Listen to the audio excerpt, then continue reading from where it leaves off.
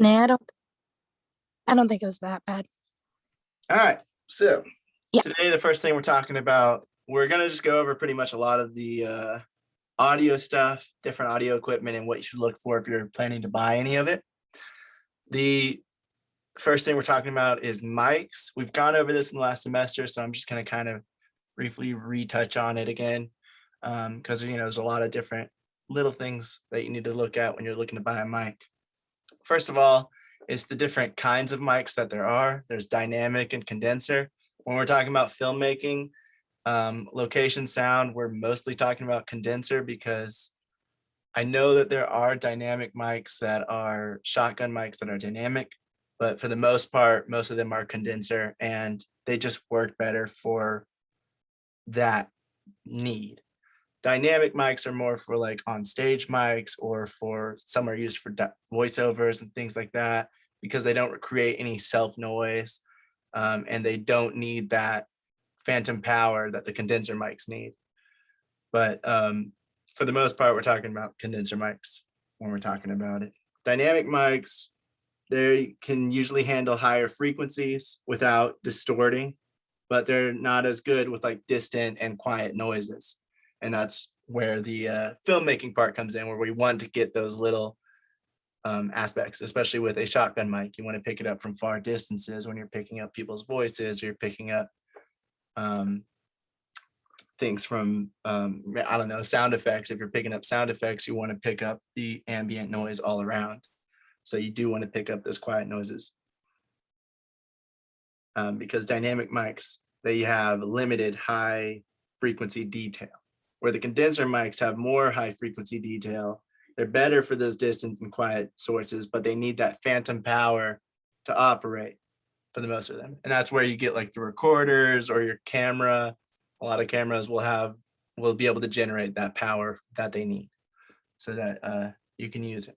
So it's not really that big of a deal, but they do require external power to operate compared to like dynamic mics where you just plug it in and they're good to go. So going from that, not really going to get into the technicals, but the way that actual mics work, the reason that they work like that is because of how they work internally, how they convert that sound into the electric signal and send it into the recording device. And if you want to, you can like look at the diaphragms and you can look up all the science behind it. What's really important is just why it works and why you might want a condenser mic, which is what I just explained, compared to like the science, I think, unless you're really curious. One thing you really want to look at when you're talking about mics is the frequency response. And this will be two different numbers. If you're looking at a microphone spec sheet, which is the specifications that the mic will be able to, that the mic has, that you can look at when you're getting ready to buy a mic. You can look at its spec sheet to see all of the different qualities and aspects and features that that specific mic has. And in frequency response, you'll see two different spots where the frequency response number pops up. The first one you'll see it's just kind of on a list of different numbers and qualities, and it'll tell you the range that the mic picks up. So it might say it picks up 20 hertz to 20,000 hertz or 20 kilohertz. And so you're like, oh, that's cool. That picks up everything.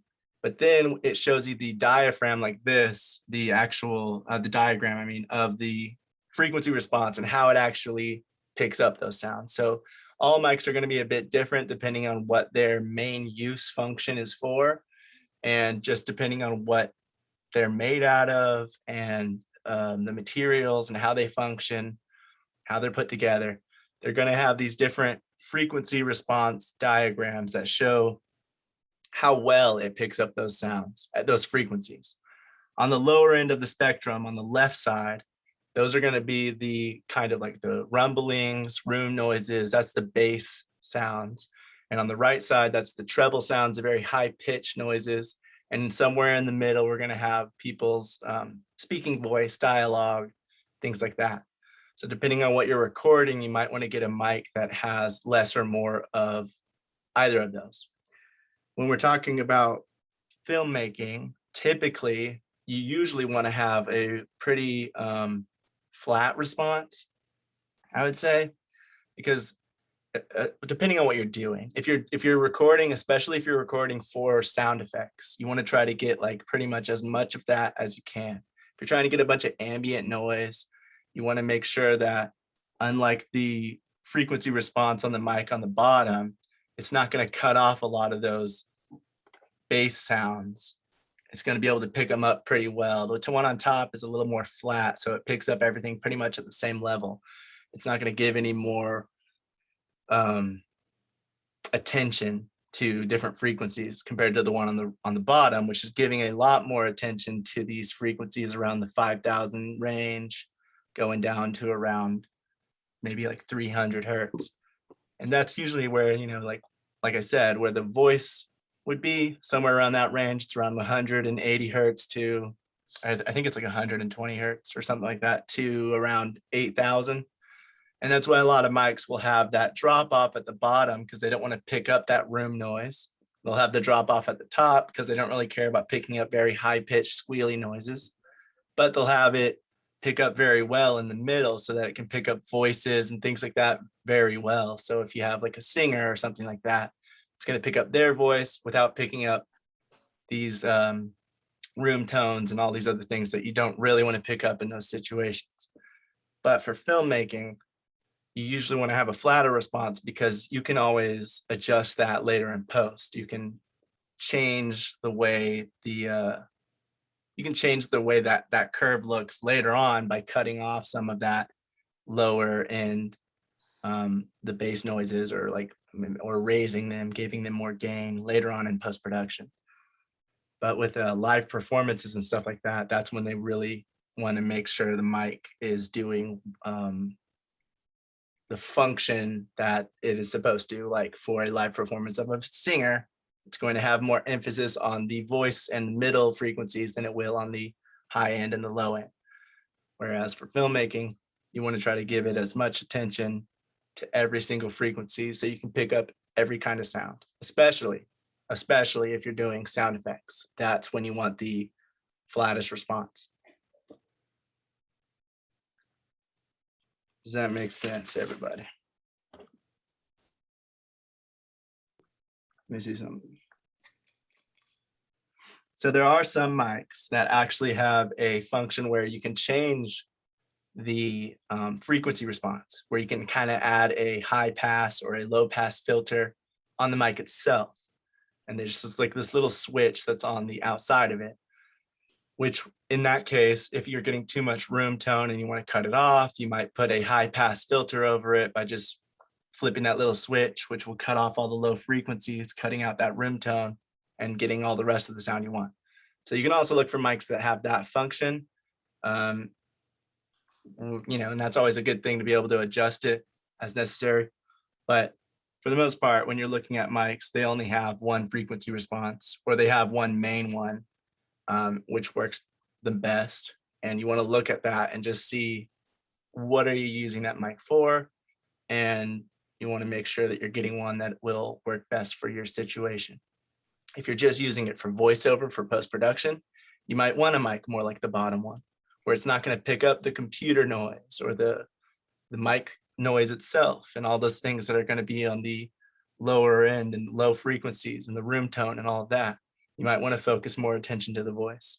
But if you're doing it on location, you're shooting the people's dialogue, or especially if you're shooting sound effects and things like that, you're going to want to have a flatter response to pick up as much as you can so you can adjust it later in post-production.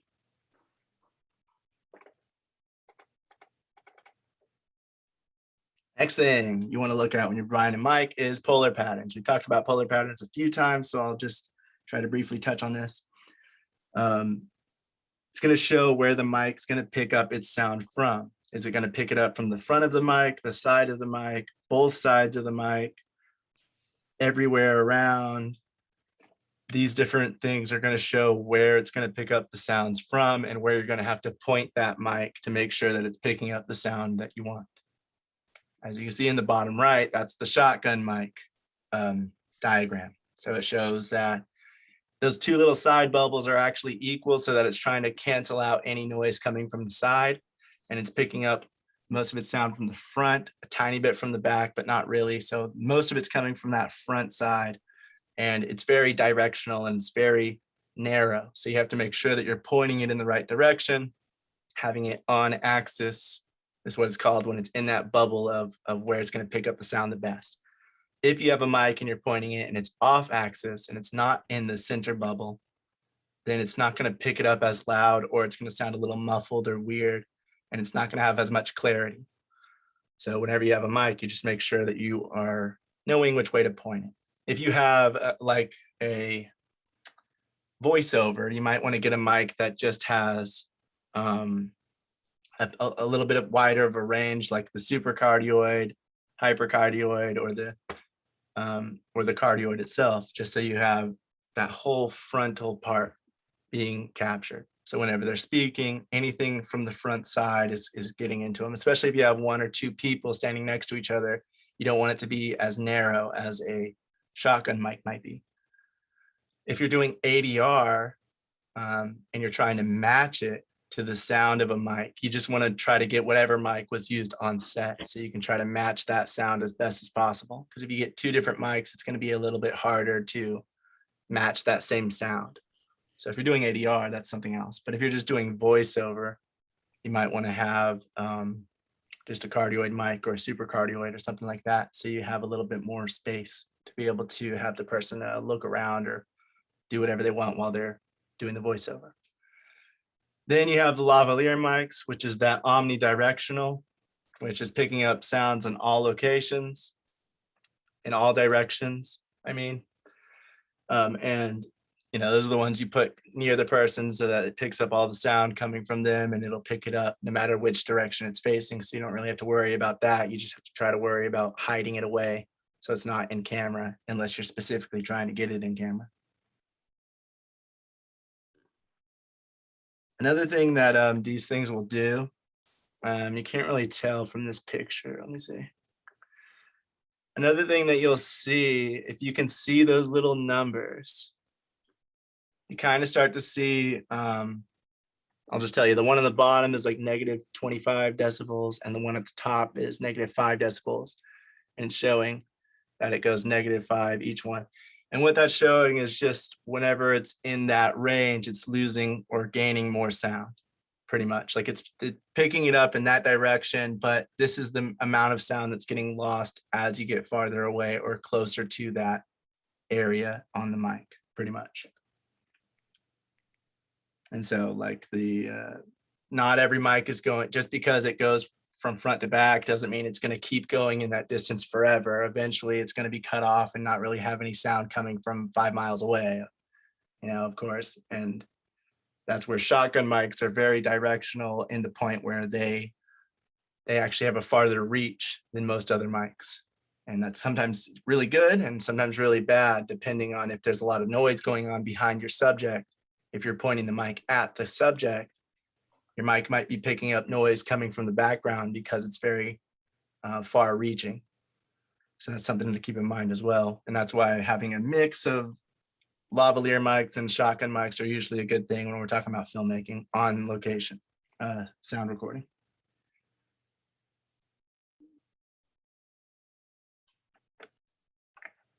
All right. Awesome. So just making sure that you're being very conscientious of exactly where the mic is pointing. Now, with all of these different angles for the mic pointing, which one do we should we be is there like specifically for each shoot? So usually when we're talking about filmmaking, we are going to see omnidirectional, the one on the top, second one over, and shotgun, the one on the bottom right, or low bar, I think it's called.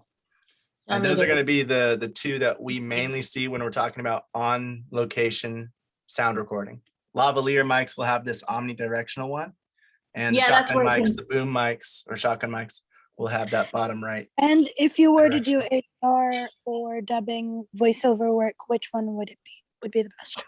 ADR would be whichever mic was used on set. You might use, if you did use a lavalier mic and a shotgun mic on set and you're trying to match it, you might have those same mics for ADR in post-production, trying to capture it exactly the same as much as you can. Okay, you wouldn't try to do a more directional one. You would try to match with the exact one you used on set then. Typically, yeah, if you're trying to match it to another, like if you're ADRing the whole thing, then it doesn't matter. You can use whatever mic you want. But if you're trying to match it, like only take out part of it and replace it with ADR, you're trying to get it as close to the other parts of the scene as possible. No, it And makes that was sense. recorded outside in a different location or whatever. Gotcha. I And you just just wanna thought I'd try to ask match it. because I know some ADR work is done in like a booth or something, and I didn't know if it would be more recommended to use a different mic in that particular situation, or if you would still go with the rule of using the same mic if you can. Yeah, Yeah, no, and I would say if you're ADRing the whole scene, like if you know the entire scene isn't usable for the voice or the audio, then you can use whatever mic works best in that circumstance. But when you're trying to actually match it, you try to get the same mic or similar mic as possible to get it to sound almost the same. Otherwise, it'll sound very different and weird usually. yeah. So with the lavalier mics, those are the ones that are usually clipped to cast. Yes, like on Okay, a shirt and or in a that's wig. omnidirectional, so it's clipped to cast pointing up, but it's taking in sound from all around, where the shotgun's the one that's on the boom. Right, because you can clip the lavalier mic, and the top of the lavalier mic could be pointing off to the side. It could be pointing up to their mouth. It could Yeah, 'cause it be in moves their around. hair pointing down. Like it doesn't really matter because it's picking up all directions. Yeah, It'll be picking up that voice no matter where it is. versus like on the boom where you actually have a chance to actually point the tip of the shotgun mic towards the person's mouth, which is helpful. And then when we did the short, I understood like with the boom, you pointing it at each subject's mouth, and then it's like you always have to take double takes just so that you can get both sides as well. That's something that I made a quick note Yeah. of for sound. So, Yeah, it's always good to get when you're doing that to get try to get clean audio where it's just one person's if they're speaking over each other, because you can't really have the shotgun mic pointed in both directions at once. No, and then hearing the and then doing like the mic tests as well too, because it's quite a bit different when it's 2 feet away, 4 feet away, 6 feet away, 8 feet away, etc. So Right. yeah. And it depends on the room you're in and other things like that about which one. But when we're talking about on location recording, we're talking about lavalier mics or this omnidirectional polar pattern, or shotgun mics, or this shotgun or AKA low bar diagram of how that would look. I would also like to add is, the ADR usually is a very controlled environment, whereas on a location shoot is usually less controlled because you have noises coming from different directions. So if you're doing ADR, you have like a polar pattern that you want to be focusing on, which is in front of the mic, right? Most of the ADR or foley that you do is basically more on the front side. There is nothing going on in the back because back is a studio wall, right? So there's a lot of activity in the front, and everybody is quiet in an ADR situation, whereas in a field situation, you would have distance noises also part of the thing, right? Mm-hmm. And also, I think the distance between the subject and the shotgun or the boom makes a difference as to what gets picked up. So at different locations on the different distances from the subject, you may have different levels of signals being captured by the mic. Yeah, so Exactly. those are right. And I found it helpful to while you're shooting, I know you're always in a rush and stuff, do the sound check before you start with the 2 feet, 4 feet, 6 feet, and then always just do like a quick sound back, because I noticed that if you don't do that, you might mess up sound after like a few takes. So it's always good to like check in on that. Absolutely, yes. That always helps. Yeah, it does help. And I know it seems like, oh, that's a no-brainer, but sometimes, if you're on a very small shoot with, say, a very small crew, and one person's doing anyway, it's easy to slip things. So I just thought I'd add that. Yeah, And talking about shotgun mics, like Vish was talking about, some of them are better, are more, they can pick up things from farther distances than others. So you also, if you're looking into buying a shotgun mic specifically, you just want to see how far that thing can reach, how much that audio is going to grab. Because like if you have one that doesn't reach as far, it's not going to pick up the same clarity and quality if the person's 8 feet away, if it doesn't pick up audio from 8 feet. Like if it's not specified to pick it up that like the same clarity from 0 Like to they 8 call feet. it as the sensitivity factor of the mic, which is different for, if you take an expensive mic, the sensitivity factor is going to go much better than compared to a cheaper mic.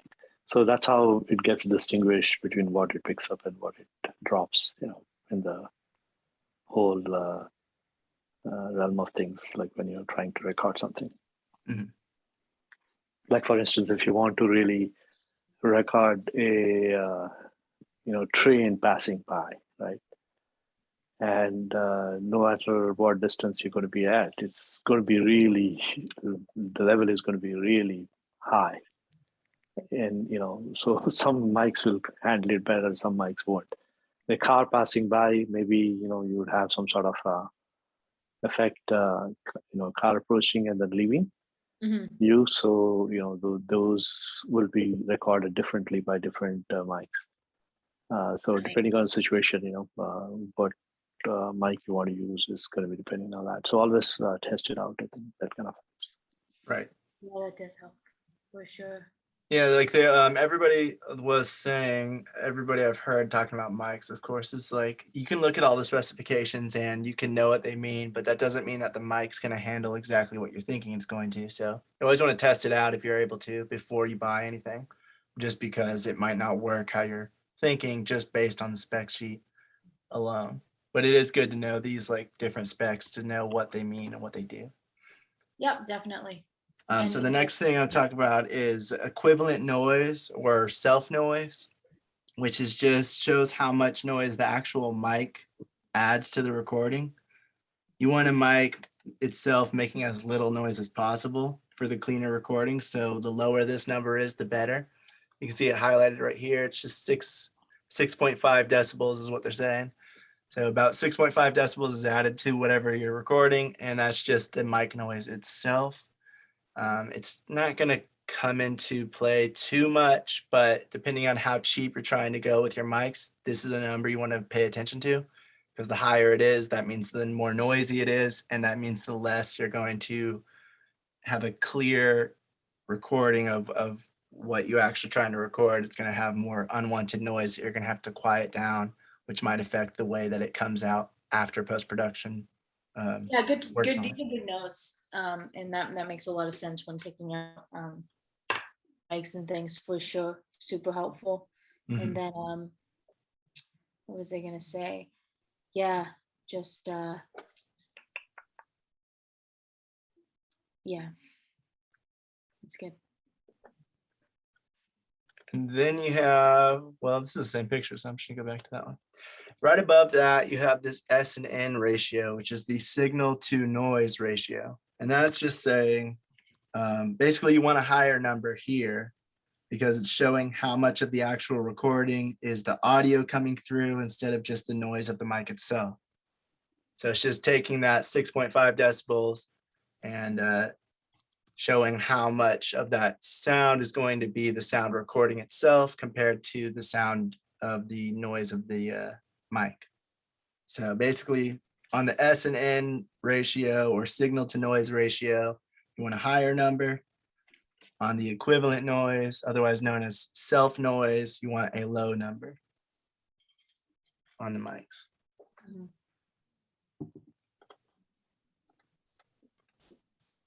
Like Vish was talking about earlier, sensitivity is something you want to factor in when you're looking for a mic as well. That's how loud the output of the mic is going to be. A lower number will need more gain from a preamp to have the same level of audio as one that has a higher sensitivity. So if it's a more sensitive mic, it can pick up quieter and farther away sounds easier than a lower sensitive mic, because a lower sensitive mic will have to have more gain to meet that same level. So Absolutely. So higher sensitive is, I'm guessing, better because it'll pick up more of the nuances in the sound as well. But it depends on what you're trying to do with it. I guess that makes sense. Yeah, like that's why you have some mics that, like even higher end mics, some are more or less sensitive on purpose because they're for different functions. If you're recording audio, if you're recording sound effect audio, then usually those are going to be higher sensitivities just because they want to pick up all the different noise of it. If you're recording a buzz of a computer that you're going to add into your project or whatever, then you want to be able to record that very clearly, and that's going to need a high sensitivity to be able to pick up that low noise. But if you're recording something like a live band or you're going to a concert, you don't need high sensitivity because that's going to be too loud. So you want a low sensitivity mic so that it picks it up clearly without going over and distorting. And so, yeah, it depends on what you're trying to do with it, really. But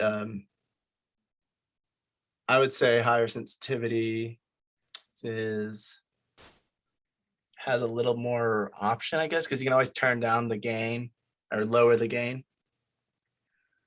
compared to if you have a low sensitivity mic and you need to record something very quiet, then you will have to have a device that can add a bunch of gain without adding a lot of noise, which means your recorder or your separate audio recorder or mixer are going to have to be higher quality with a better preamp to give that gain without adding extra annoying noise and stuff like that. So that's where the sensitivity of the mic itself will be a little better, I think, if it's higher, because then it can pick up the low noises on its own without needing all that gain. But if you have a really good audio recorder or mixer that has good preamp that can add that gain without a problem, then it's not really as big of a factor, I would say.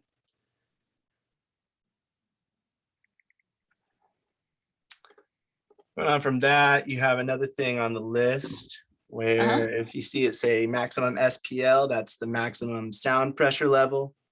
That shows the max loudness that the mic can capture without distorting. Normally on most mics, it's not really going to be that big of a deal. It's not really going to make a difference. But again, if you're going on the super cheap end, this is something you want to pay attention to because you don't want it to capture things at a pretty small amount where it's going to start distorting easily. This mic itself says it records at a maximum SPL of 146 decibels. And just for some references, a normal human conversation is about 60 decibels loud. A gunshot is about 133 decibels. Mm-hmm. A rock concert is about 120 decibels, and a loudest human scream is about 128 decibels, which means that this mic will pretty much pick up everything. As long as you don't have that gain turned up, you're not going to get a lot of clipping. It's going to not distort from the mic itself picking up those sounds. But if you're planning to record sound effects, this is also something you definitely want to be aware of. You want to make sure that it has a high enough maximum sound pressure level where it's going to pick up those different sound effects like explosions, like very loud noises, engine jets, things like that. Things you're going to try to record. You need to make sure the mic itself won't distort it. Even on the lowest gain, you'll still have it distort in the mic itself if the mic can't handle it with the maximum sound pressure level. So That makes that's something to look out for. General recordings, you're not really going to run into that problem because most mics, I think all of them, even like on your phone, are going to be able to record normal conversations and things like that without distorting the audio just from it being too loud or something. Then you have dynamic range, and that just shows the range of the decibels the mic can pick up by taking the maximum sound pressure level and subtracting the self noise. So if the self noise of this one is like 5 decibels and the maximum sound pressure level is 146, then its dynamic range would be 141. You just take the maximum and you minus out that. So it can range anywhere from 141 different decibel levels and pick up those noises. That's all that means. The next thing is called impedance, and it's measured in what's called ohms, which is OHMS. Actually, on this mic right here, you can see it. Typical load impedance is greater than 500 ohms, and output source impedance is 200 ohms. And basically in this, you want to lower impedance most of the time because it's better at retaining audio quality when you're using longer cables. A higher impedance will be having more signal issues and interference issues, especially when you're having longer cables, very long cables. But a lower one will have no problem at keeping that same quality and not reducing or not getting any interference along the way. And also, if you have a mic that has very high impedance, it also is typically an indicator that the mic itself, its other components are probably lower quality, just because a lot of the higher end mics and things that are quality build, just they want to have lower impedance just in case you're using very long cables with their mics. And just for reference, low typically means around 600 ohms or less. So as long as it's less than that, you should be pretty good.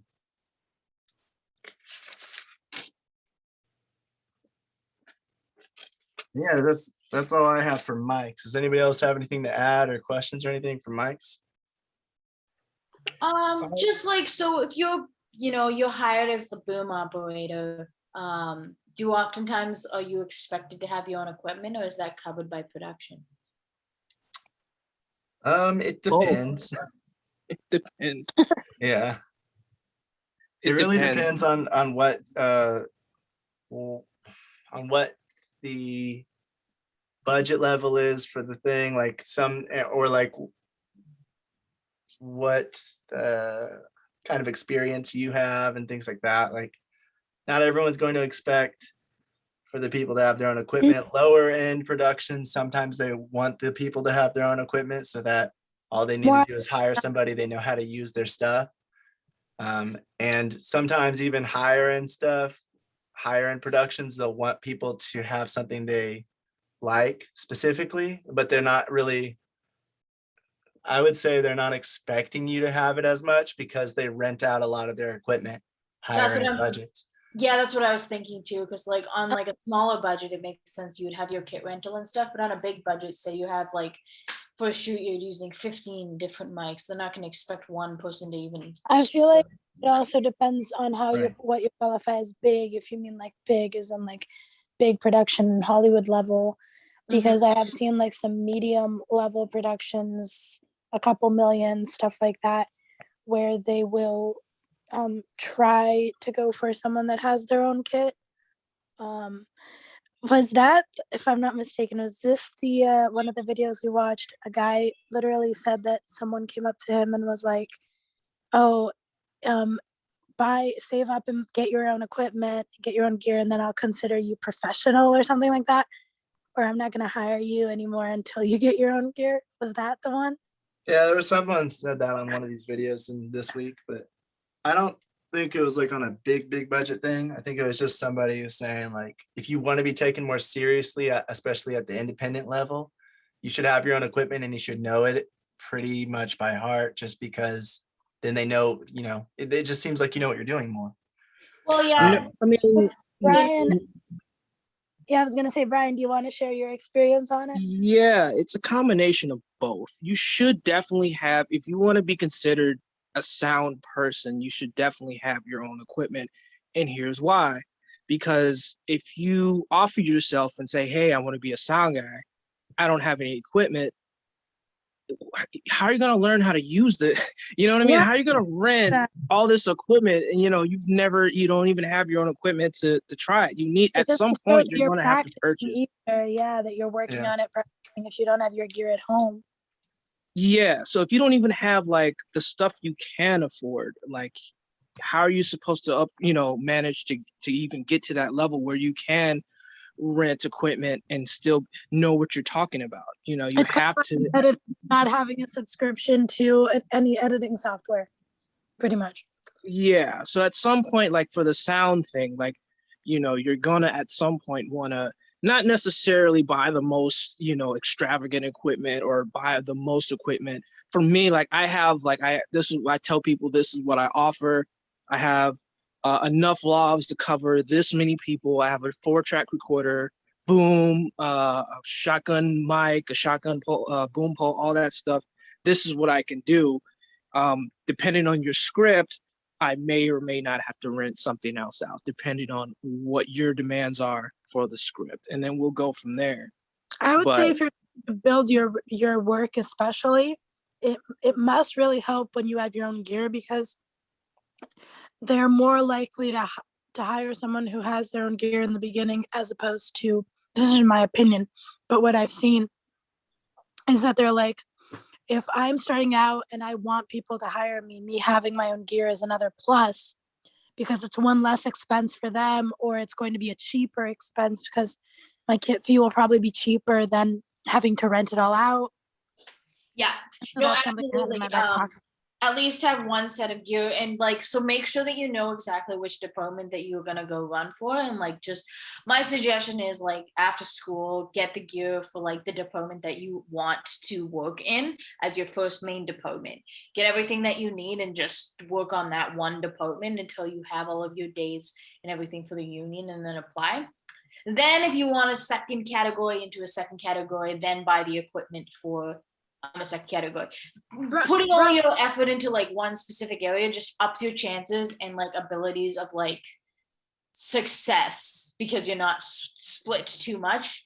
If you have the money, I mean, you can always split maybe twice, so you can go. Ryan, I have a practical question. If you work with sound, for example, like the mic thing, and you're building, what would be like the basics that are good to have in the beginning? Like, I'm not talking about big gear, but like, you at least should have this. What would you consider it to be?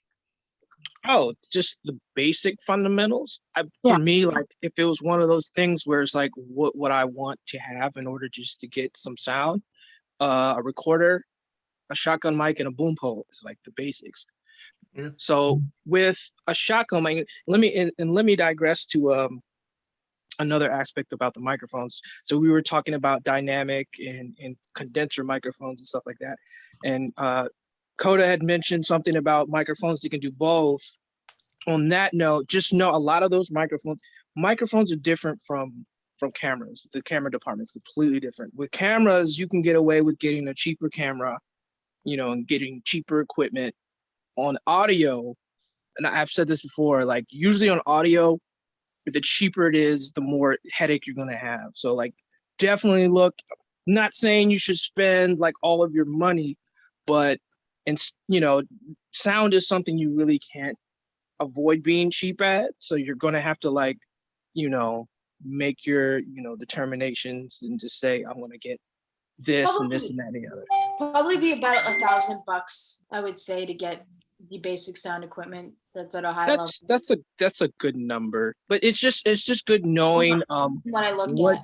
different equipment is. So like with cameras, it's not necessarily the camera that you want to focus on, it's the lens. For audio, it's a little bit different. So people would think, oh, if I get this recorder, I want to get good audio, which a recorder has like, you know, only so much you can do, but without a good microphone. So a microphone to a recorder is like a lens to a camera. So you really want to pay attention to the lenses that you're getting. You want to get a good lens, because you can get away with getting, goes against what I just said, but you can get away with getting a cheaper recorder, but having a good microphone is like where Yeah, that because you don't sound. mean cheap. You just mean like mid-level. Like you can. Yeah, there's a lower. lot of microphones that are average. You know, you'll see them for like, they have like these $20 microphones that you can get, and you know, you're like, oh, well, it's a microphone and shit.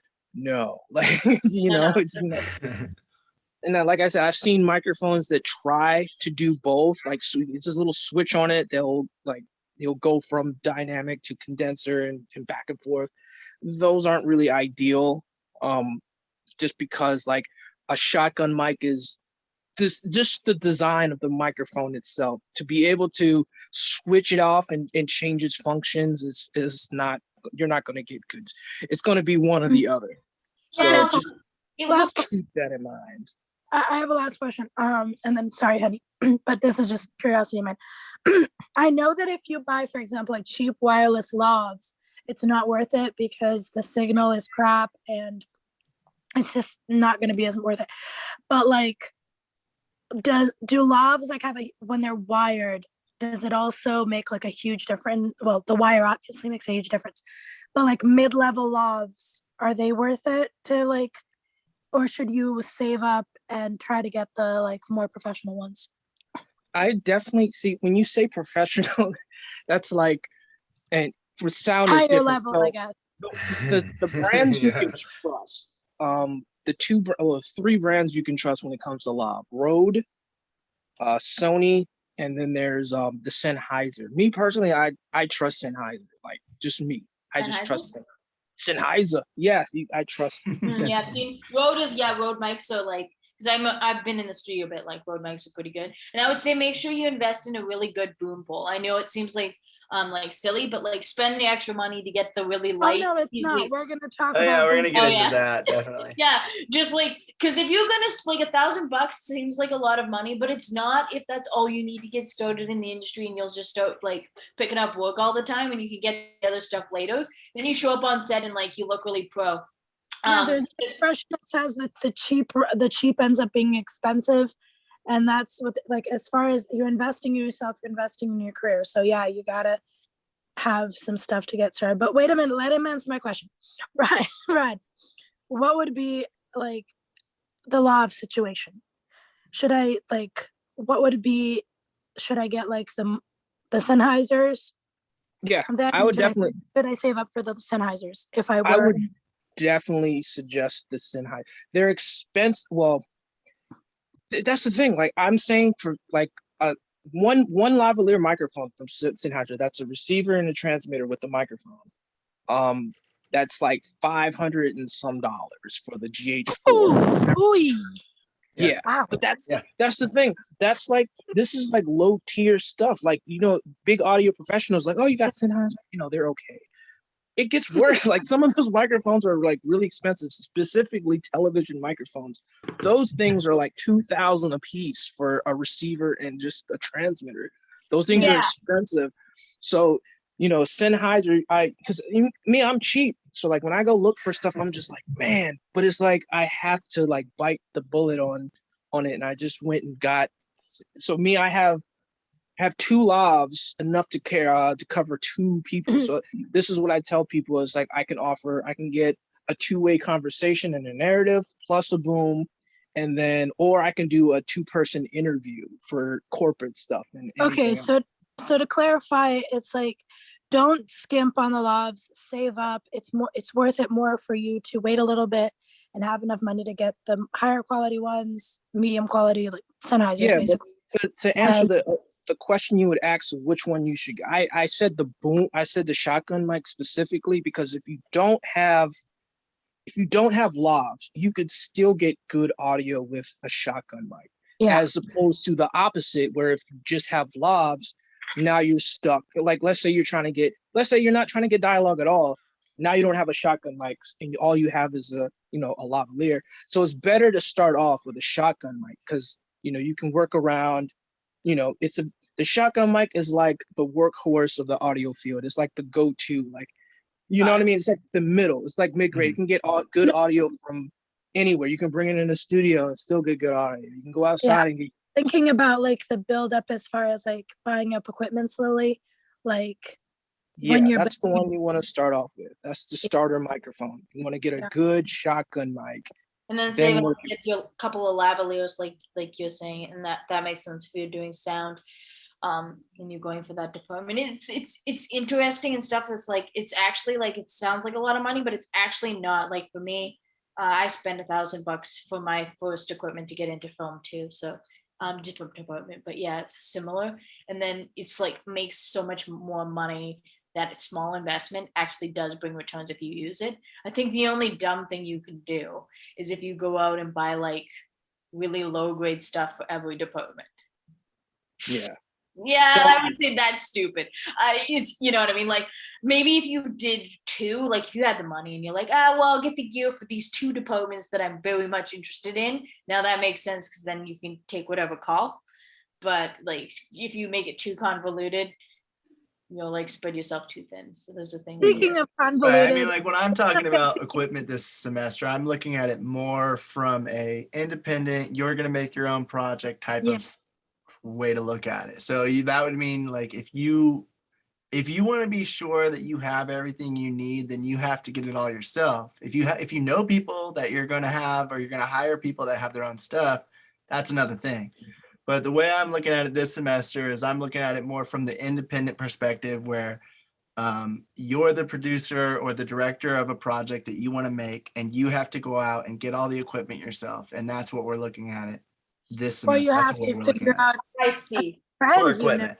that has the equipment. Because once you get up to the higher end stuff, you're not going to need everything because you're not going to be in every department. You're going to be very specialized. You're going to be very focused on one thing. But whenever you're talking about independent projects, especially if it's your first thing and you're There's a doing it lot all yourself and you have to figure it out, this is the stuff you got to know. You got to at least know what you need or what you should have so that you can get people who have it if you don't want to get it yourself. and kinda. and there's a lot of like different people doing different roles, having different hats. Knowing a little bit about each thing is very necessary in the indie scene. Yeah, it makes a lot of sense. I mostly do get contracted out. I don't usually produce. I mean, I'm not in a producing position. It's good to know how, but I agree with that. But yeah, it takes a while. Like if you are producing stuff like on like a small indie scene, it would take a while to build up all of the pieces that you would need to have like almost like a small, you would need to get big enough to have at least a small like gear head or gear house.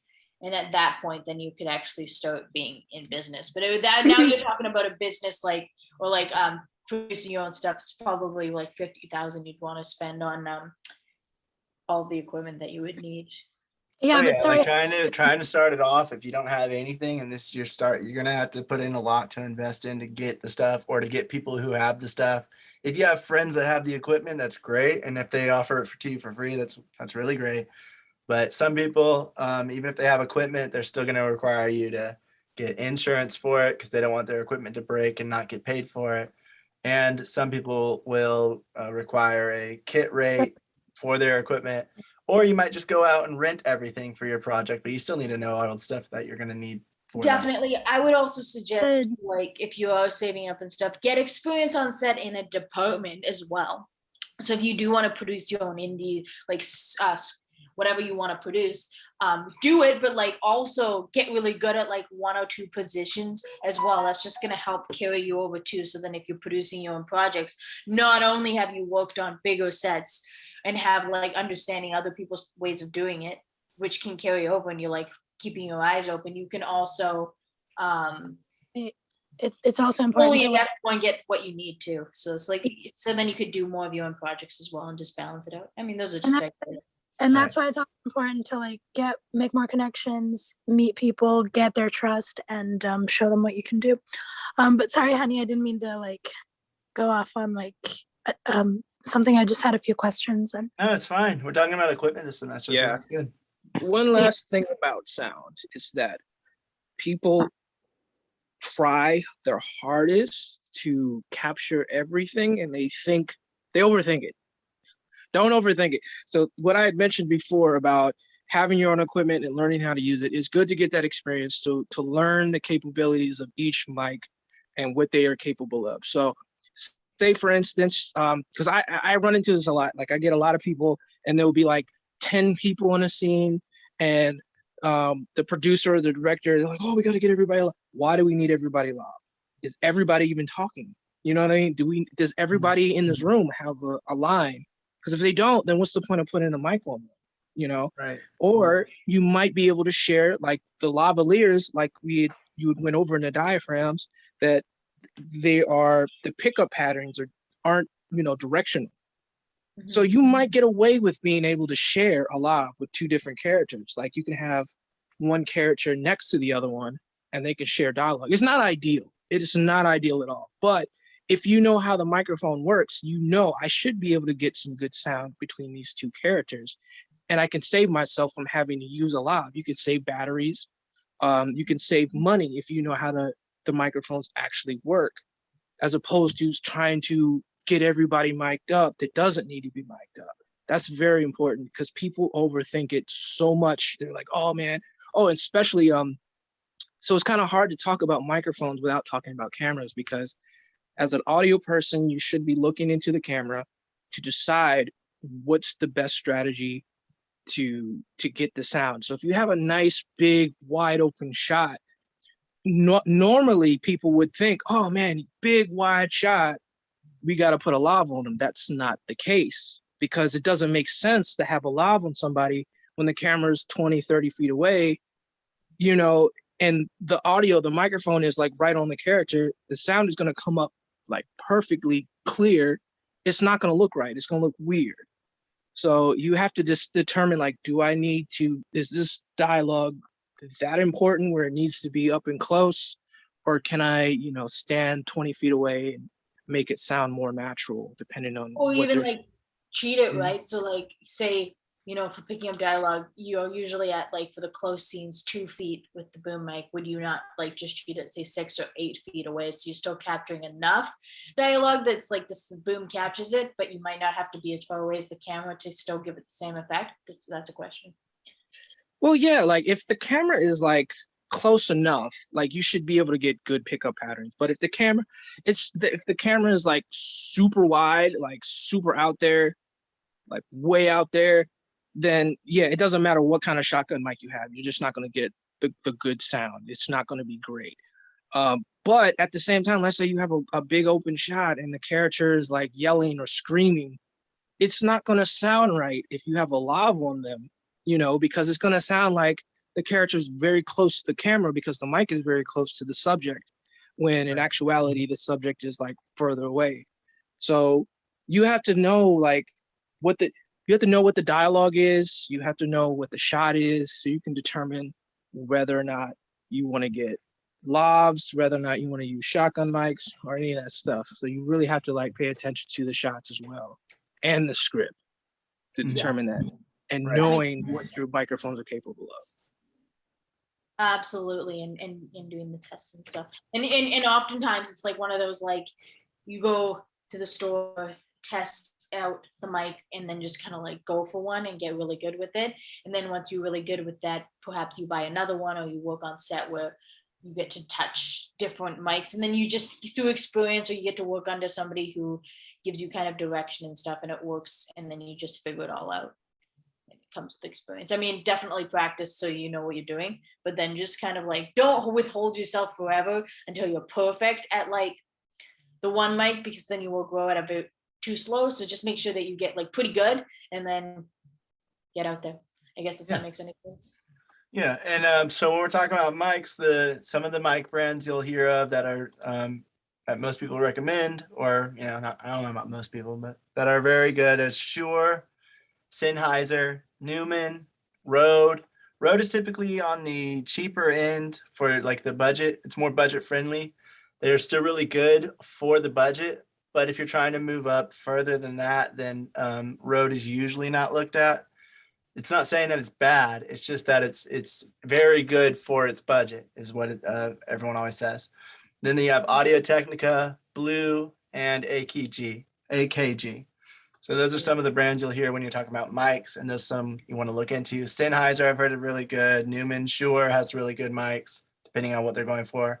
And these different brands, some of them will have better mics for better functions. So because mics, like we were just looking at it, because mics have so many different things that they might be trying to do, you might have a better shotgun mic from Sennheiser or Audio Technica than you would have from Shure and Neumann, even though they're all considered high brands for mics. And you might have Rode have some of the best, I don't know, shotgun mics or things like that. Lav mics, I've heard Sennheiser have pretty good ones. Rode, Shure, and Neumann have, I think Audio Technica as well have pretty good shotgun mics, but those are some ones you might want to look into if you don't know where to start, and then you can branch off from there.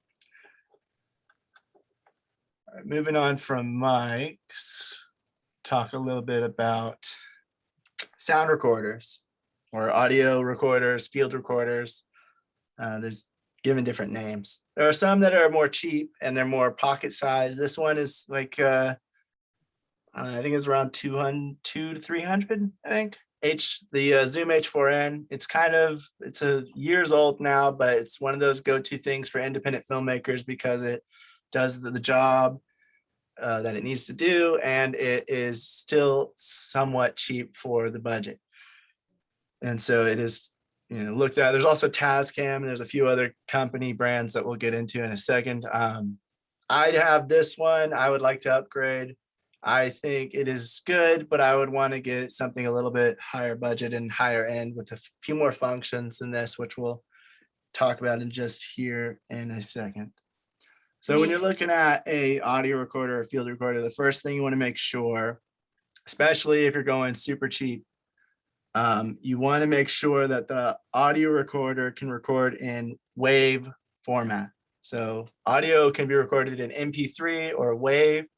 Most of the audio recorders you come across now are going to be able to do this, but just in case you're getting something from years ago and you're trying to get something that's used and very, very cheap, if it doesn't have WAV audio, it's not going to be as good of quality. MP3 just isn't as good of quality and doesn't have as much clarity and stuff like that as a WAV format.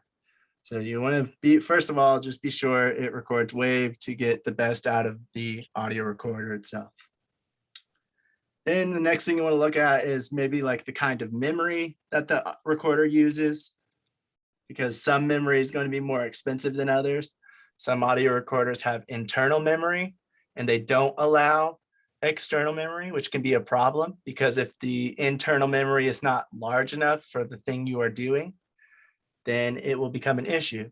Or if you forgot to empty it out and now you have your audio and you're going on your next day of shooting or you're going to your next project and now you have a full card, you're not able to switch it out. So having an external audio memory card or something like that is going to be better and give you more options than an internal one.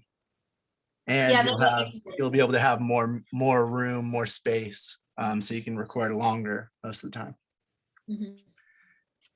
SD cards are used in this one. I'm not sure if it goes above SD cards. I haven't bought one of the more expensive ones, but I do know that like when we're talking about cameras, the memory cards can become like compact flash and then CS cards and things like that. So it can start getting a lot more expensive based on the memory you need.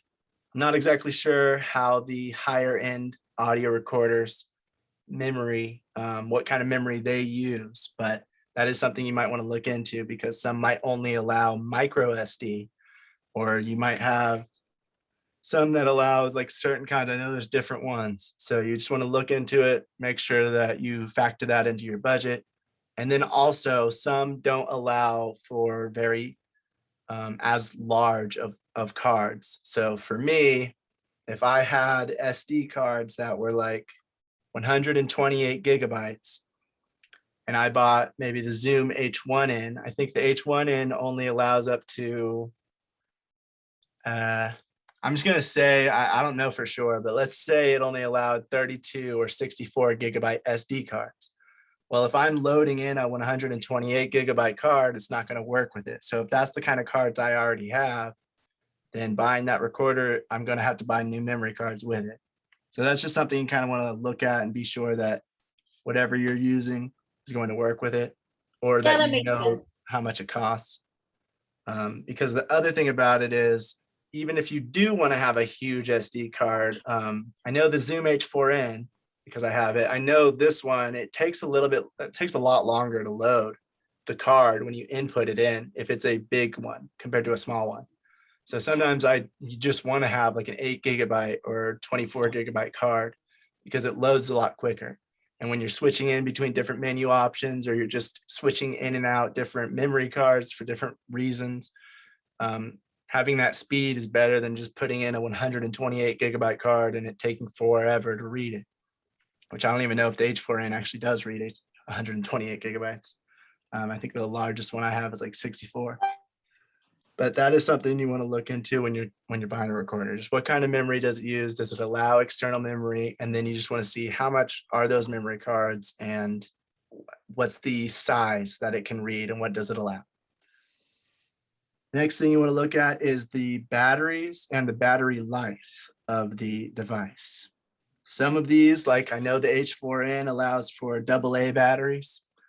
Some have their own battery packs, especially once you get to the higher end stuff. They have their own batteries and their own battery chargers. So you can buy 2 or 3 different batteries to have it, and they can last anywhere from a few hours to a day, depending on how big those batteries are and the device itself. So you'd have to look into it based on the specific one you're looking at. And then some allow you to plug it in with an AC adapter so it can plug into the wall, and it doesn't really need batteries if you're close to electricity, an outlet somewhere. So the H4n, you can plug it into the wall, you can do the batteries with it. So those are 2 options that I have when I'm using it. But when I get to a higher end recorder, something that has its own battery pack, I'll have to make sure those are charged. Kind of like when you're using a camera and you need to make sure its specific batteries are charged so you can keep it running for as long as you need it to. That makes sense. To have like both options. Again, like I say, in my opinion, quality is always better. Spend a little extra to get the one that's gonna work, and spend a little extra to get the external hard drive and then extra code. Because it's just gonna save you in the long run. So many times, like cameras, just like, oh, we're dead, but we have the extra one. And then while you're still running a recording, you can have the other one like on getting input onto your computer.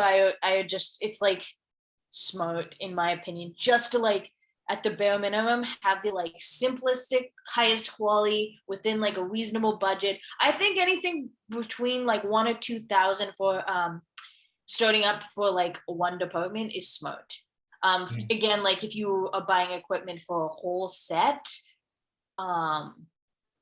it's gonna be a little bit harder, because if you're spending, say it's cost 1,000 to 2,000 per department to get everything that you need, it'll add up. So yeah, I that's mean, it's why I definitely say going to depend get on what your department you're buying for, but you definitely don't want to. I would recommend not going cheap on sound and No. going cheap on Camera. camera, but trying to find different ways to, like, do we actually need this kind of extra device, this wall clamp? Do we actually need it, or could somebody on the hold us up? Stream, you Those also kinds of have, things you can like kind of work around when you're talking about grip department and things like that.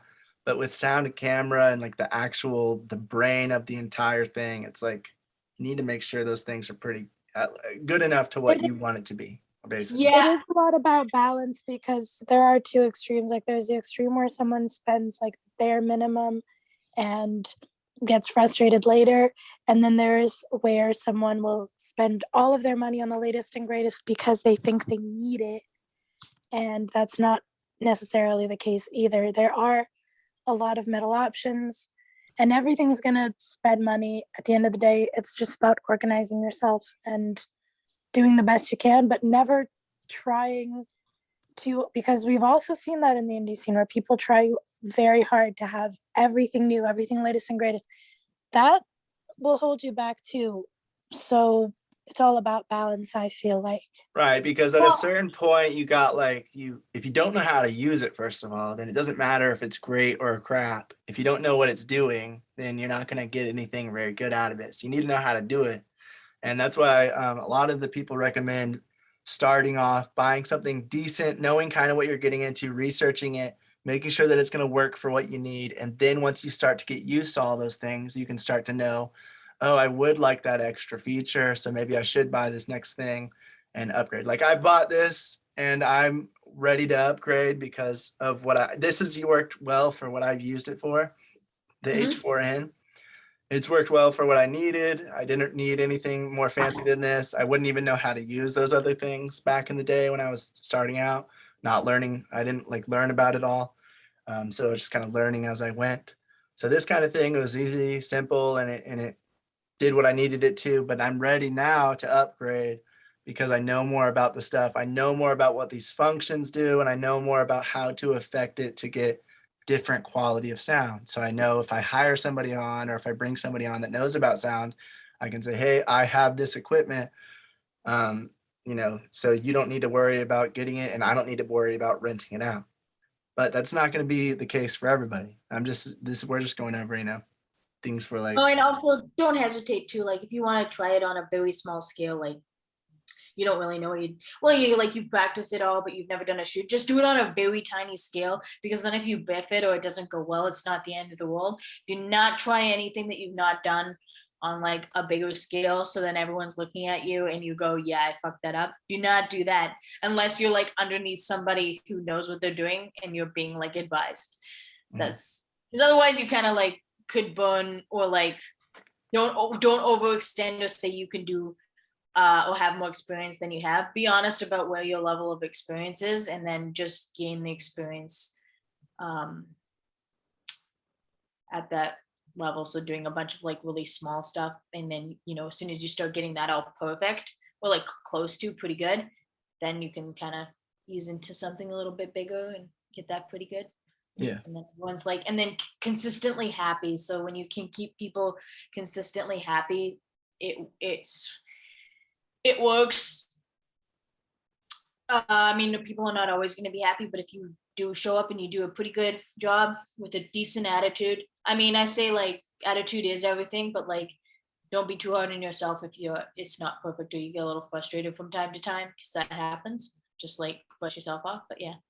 Yeah, I agree. Like, and it's like how Brian was talking about earlier, like just make sure that whatever you have, you let if you're getting paid for it, just let them know like what you have and what you know how to do. I mean, don't give away everything, but like just like he says, yeah, I have 2 lofts and I have a boom, so I can do this, I can do that situation.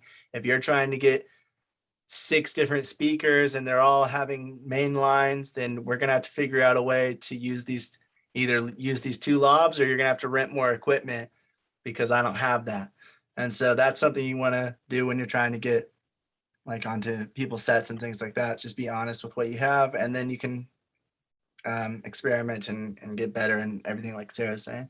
And Anyway, moving on from that, talking about when they're talking about audio recorders, the next thing you want to look at is XLR ports. The quantity, how many they have, it'll determine how many mics you can have recording at once.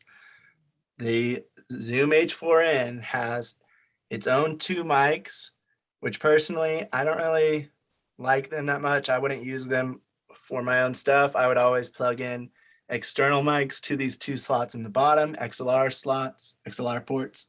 But it only has 2. So I can only do, if I'm doing that, I only have a left channel and a right channel. And I can only use a shotgun mic or 2 shotgun mics, or I could use 1 lavalier mic and 1 shotgun mic with this setup. So you want to look at that. If you go up to like the Zoom H6, I think this one has 4 XLR ports. I think you can take off the top and replace it with something that has 2 more, so you can have up to 6 inputs, which is a bigger help for whenever you're trying to have those separate lavalier mics on different people. You want to have extra ports so you can have separate tracks. If you have a recorder that is a multi-track, it can record multiple tracks at once. That's letting the audio record to separate tracks individually. Now there's some recorders, I'm not sure about this one specifically, but there's some recorders that have multiple inputs for the mics. Like they could have up to 4 inputs where you can plug in XLR mics, but they don't record to separate tracks. They only record to a left and right channel, which means that 2 of those mics would be combined into 1 track. So when recording multiple people, you typically want to try to have the dialogue on separate tracks if you can. Multi-track recorders are more expensive, but having each person's dialogue on separate tracks gives it more clarity and gives you more control in post-production, where you can lower down that person's voice or raise them up if someone else's dialogue is more important, things like that. Multi-track recorders, they're more expensive, but they offer that function where you can have separate audio tracks for each person. So each lavalier mic, whatever you're putting it to, whoever's wearing the lavalier mic will have their audio on a separate track, which you'll be able to, on those multi-track recorders, you can also change the gain level on each track most of the time. So you'll be able to, if one of the people are speaking too loud, you'll be able to lower it while the other person next to them is speaking just fine and they're not going too loud. So you can leave their gain the same. But if you had those two sharing that same track, you'd have to make sure that you are lowering the gain, which would make the other person's dialogue more quiet as well. And that's also another negative on that. If they're sharing tracks, it's kind of like sharing a mic, like Brian was talking about. Now, if you have multiple inputs, having separate mics, you'll be able to pick up their voice clearly, and it'll be able to, you'll have a better chance of getting good audio. But then when they're sharing those same tracks, it becomes its own problem in that you might need to, like I just said, up or lower the gain to make sure that both people aren't going over. And that can make somebody more quiet or loud than the other. And it could also make it harder to mix later in post-production because you don't have their audio on separate tracks. You have them together. So now if, oh crap, character 3 is talking when character 4's line was going, and I thought I was going to be able to change it in post-production, well, they're sharing that one track. So now I just kind of have to live with it. Character 4 had more important audio, but oh well, I can't really do anything. But if it's on separate tracks, then I'll just lower character 3's audio, up character 4's audio in post, and now character 4 is heard more clearly. So Makes multi-track. sense. It's like those little details that like are quite actually simple to do. Once you buy the right equipment, you have exactly what you need. You show up, you do it, unless there's like a major issue. You just capture great audio at the right levels, and then you can edit it in post, and bada bing, bada boom, it sounds great, and it's like smooth, easy, perfect. Right. Yes. When you're going for the cheaper options and you're going for recorders, you're going to be able to record louder sounds pretty well. But because of the way they're built, the preamps, especially with like how much gain it's able to give, you are wanting to record, if you're wanting to record distant or quiet sounds like in a forest, the rustling of plants, sound effects and things like that, the more expensive sound recorders will be better because they don't create as much self noise for one. They have better preamps that add the gain that's needed for those very quiet sounds. So if you go cheap, it's going to be able to record most sounds pretty well. But if you're trying to record simple ambient noise of a forest, or if you're trying to get really subtle things, it's going to be a lot harder if you have a cheaper recorder. Same thing with the mic. So those two things kind of work in tandem. Like Brian was saying, it's kind of like a lens and a camera. First of all, they have to be compatible with each other. Second of all, you usually want to pay more attention to the mic and the lens than you do the other two. But then you also want to make sure that your camera can, have the functions it needs for what you're going for. And also the sound recorder is kind of like the camera. We want to make sure it has the functions, the preamp, so it can add the gain to that mic to get those sounds that you are trying to record.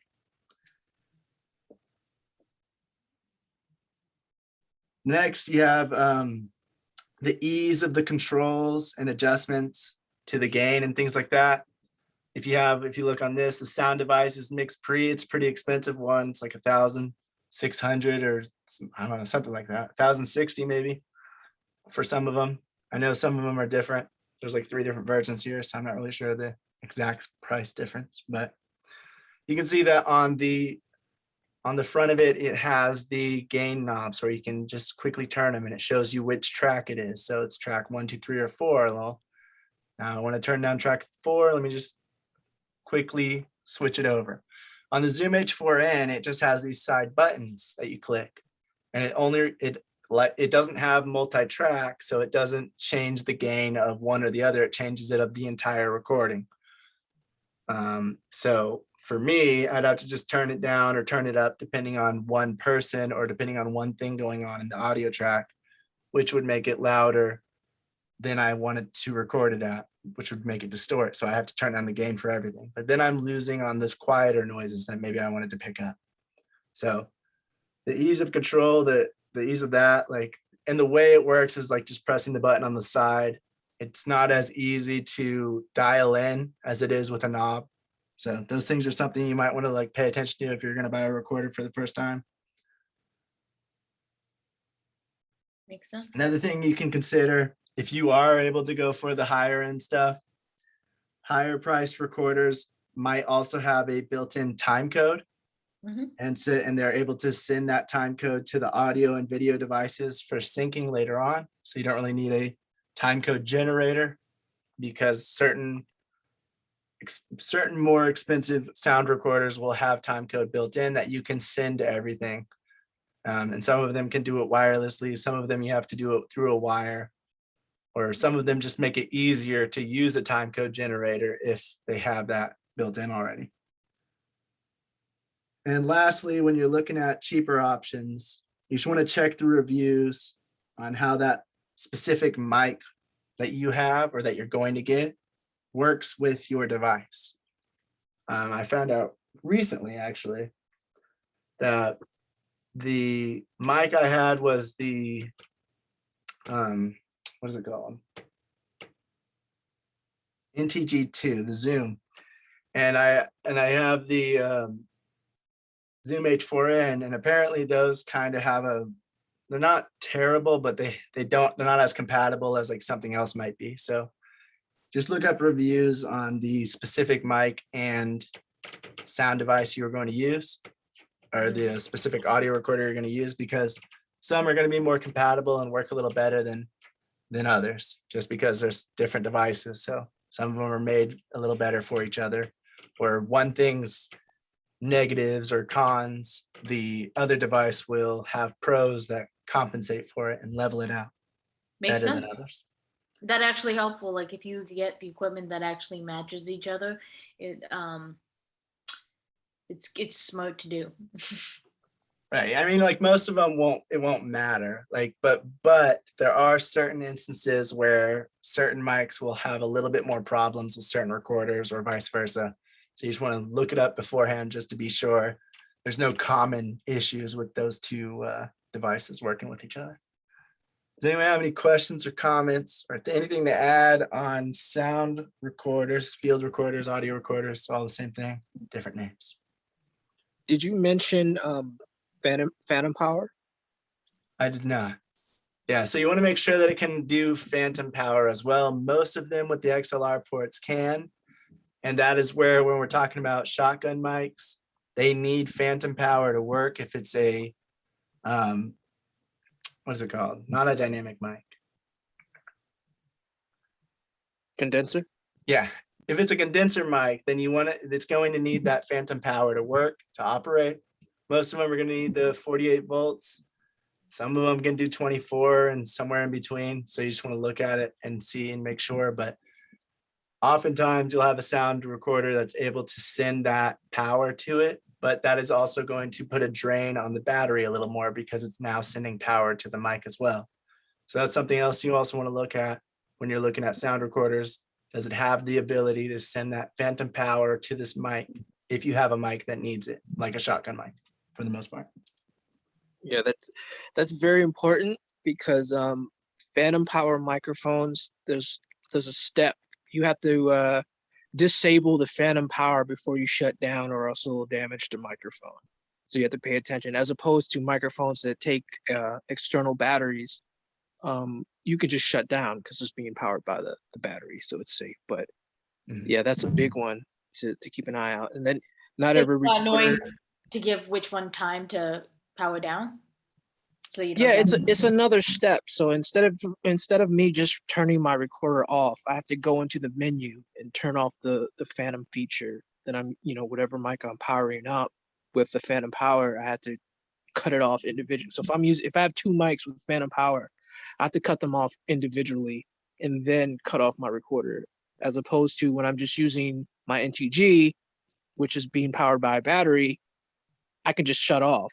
I don't have to worry about anything. I could just hit the off switch and I'm good. So, Yeah. and then sometimes, you forget a lot of times. So, Yeah. but that's something you want to keep in mind. Mhm. Some of the brands you'll find for audio recorders include Sound Devices, Zoom, Tascam, Electrosonics, and Roland. For just to name a few. I mean, obviously those aren't all of them, but Wait, could scroll up again? I'm just gonna. yeah, sound devices, Zoom, Tascam, I have all. Electrosonics, and Roland. I have all this, but it's now I have all of it in a couple different places. Cool. Okay.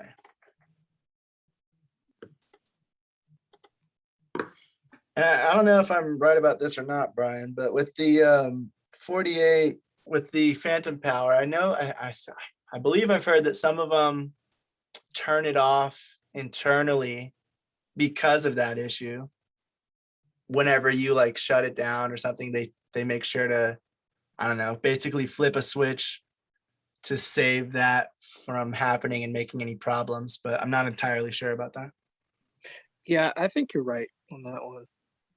Yeah, But yeah, I have heard of that being a problem where someone like kind of blew out their thing and it ruined the thing because they forgot to turn it off. Yeah. All right, so the next thing we're talking about is boom poles, which I think Sarah mentioned, or was it Brian? One of them mentioned that it's actually really important, and you wouldn't think it is, but it is. And the reason why is because you're having somebody that's holding this pole the entire day, and those days can be anywhere from like 8 to 15 hours, depending on how long that shoot is taking to get done. So you don't want to have somebody holding something that's extremely heavy and bulky and bends here and there and is hard to hold. You want to make sure that these things are flimsy and can't handle the camera, can't handle the mic, can't handle that too, or like that's going to fall apart, or that's not going to connect properly, or it's going to bend and like flop around and make noise. So those are all some things that we're going to be talking about. But you want to make sure that you get a good one, and these can range in price quite a bit. On the lower end, for some of the better ones, you'll have about, I'd say about 130 probably for like a road one, and then it goes up to freaking B&H right here has $1,000 one right there. So I mean, it can go anywhere from that range. It doesn't mean you have to get this $1,000 one. I don't even know if that'd be worth it, but I'm sure if you looked into the boom poles and you knew a lot about it, you would start to see why these things are these prices. So one thing that is a big difference for the boom poles is whether or not the boom pole is going to have an internal XLR cable that you can plug into the mic, and then you can plug it straight into your XLR cable into the side of the pole. If you look at this picture, the thing on the left, that's the top of the boom pole. That's going to plug directly into the mic at XLR female. And then you're going to plug your XLR cable into the pole at the bottom on the side for this one. So that actually is going to have a cable running through the pole, going from top to bottom, to where you don't have to have an external cable wrapped around the pole like this. Like if you can see that, it's kind of small for this screen, but if you zoom in, you can see he had to roll it around the entire pole. And that can start to be, I mean, it can start to be an issue, because if that pole, if that wire swings around anywhere or scrapes against the pole, it has a higher chance of causing some noise in the mic.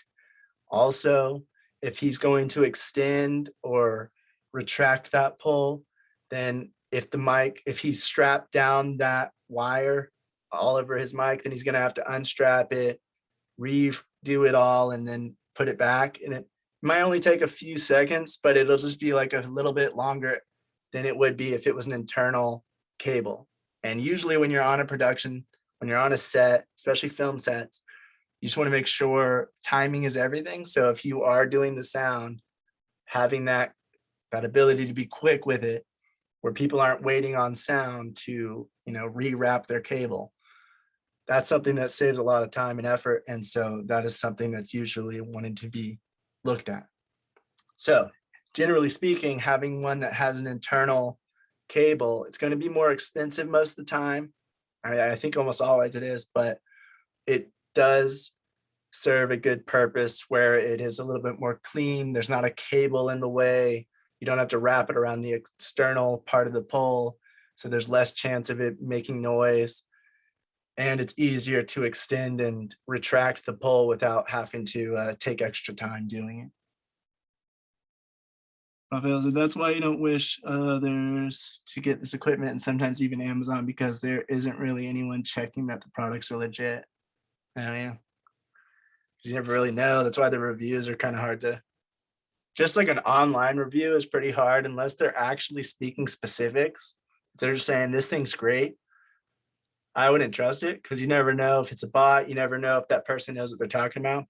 And so And only when they're starting to talk specifics experience, about it is when I start to as trust them.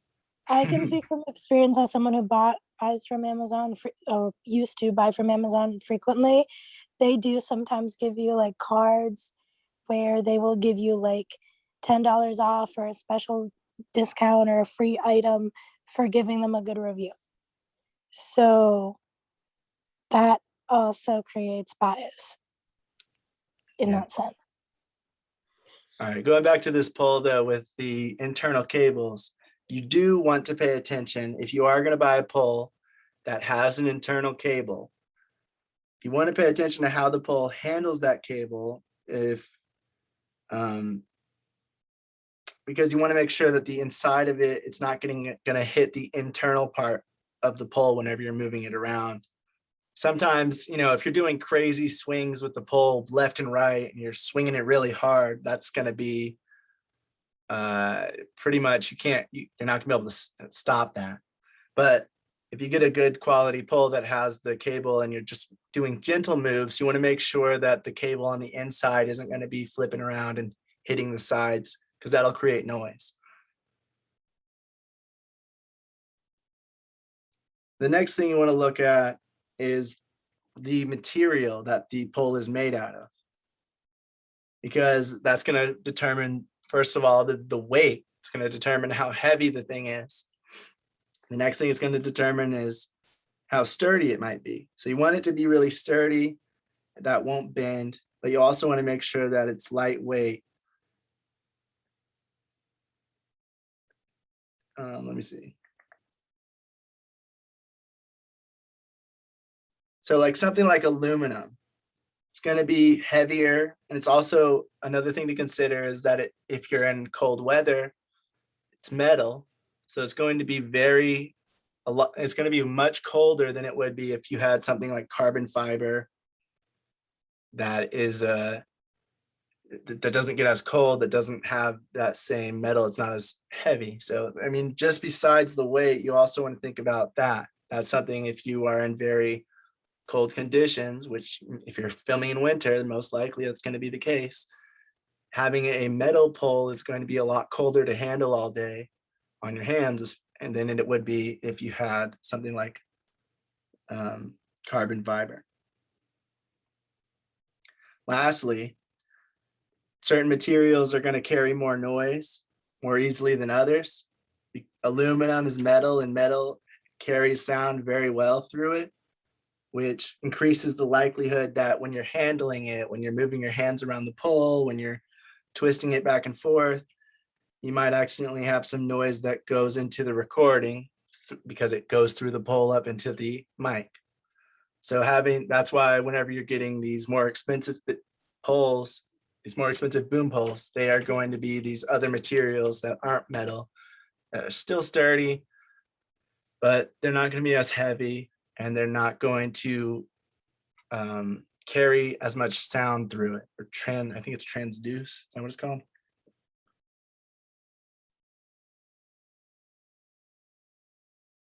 Let me see something.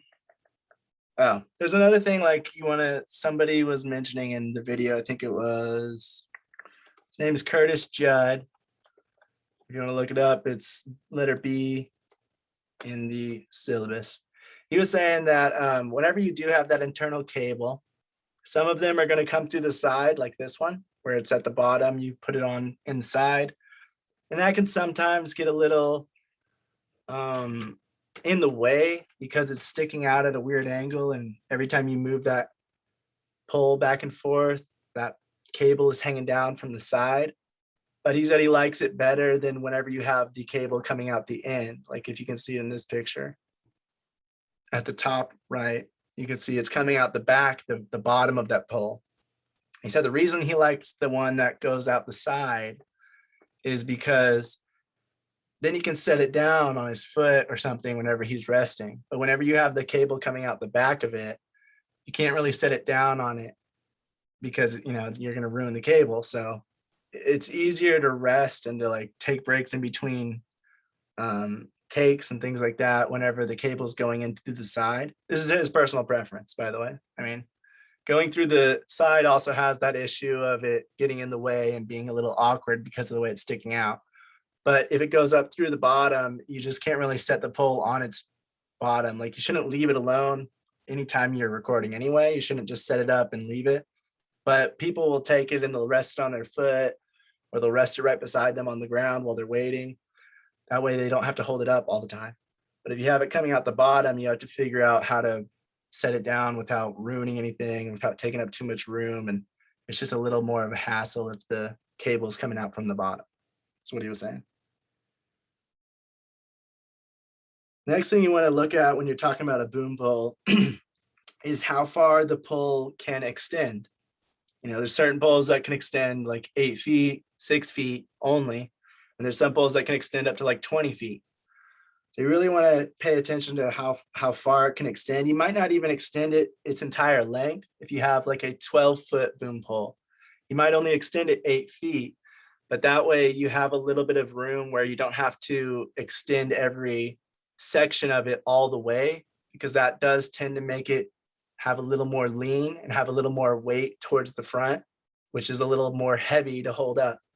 So if you're talking about something like that, you can leave each section in just a little bit whenever if you only have to extend it 8 or 9 feet and it's a 12-foot pole, it's going to be a little more sturdy and have a little bit less weight going towards that front whenever you are extending it out, because you can leave the sections in just a little bit at each interval. So that's something also that you want to consider. But the other thing to consider, though, is that when you have a longer pole, it's going to be heavier. So you'll see the same brand, the same kind of boom pole being made, and there's just 2 different sizes of it. And it's just up to you to decide if you need the longer one or the shorter one, and why you might want it. But the longer one will be heavier than the shorter one, no matter what material it is. That's just how it is. I mean, well, let me go back and say that, I mean, if it's the same pole, if it's the same material, the longer one's going to be obviously more heavy than the shorter one of that same material and brand.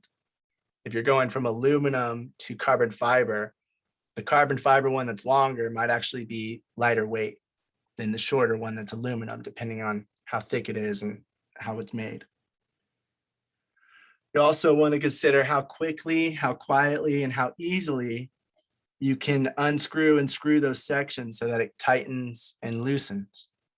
And different sections, different poles and different brands do it a bit differently. They all, you know, unscrew and screw, but some of them allow it to get a little more loose or slightly loose as you turn it to the left just a bit, and then you can kind of really slowly take it out.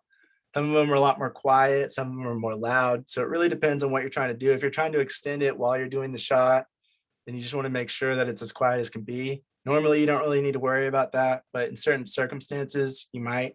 So it just depends on what you're trying to use it for. But the quieter it is, the better.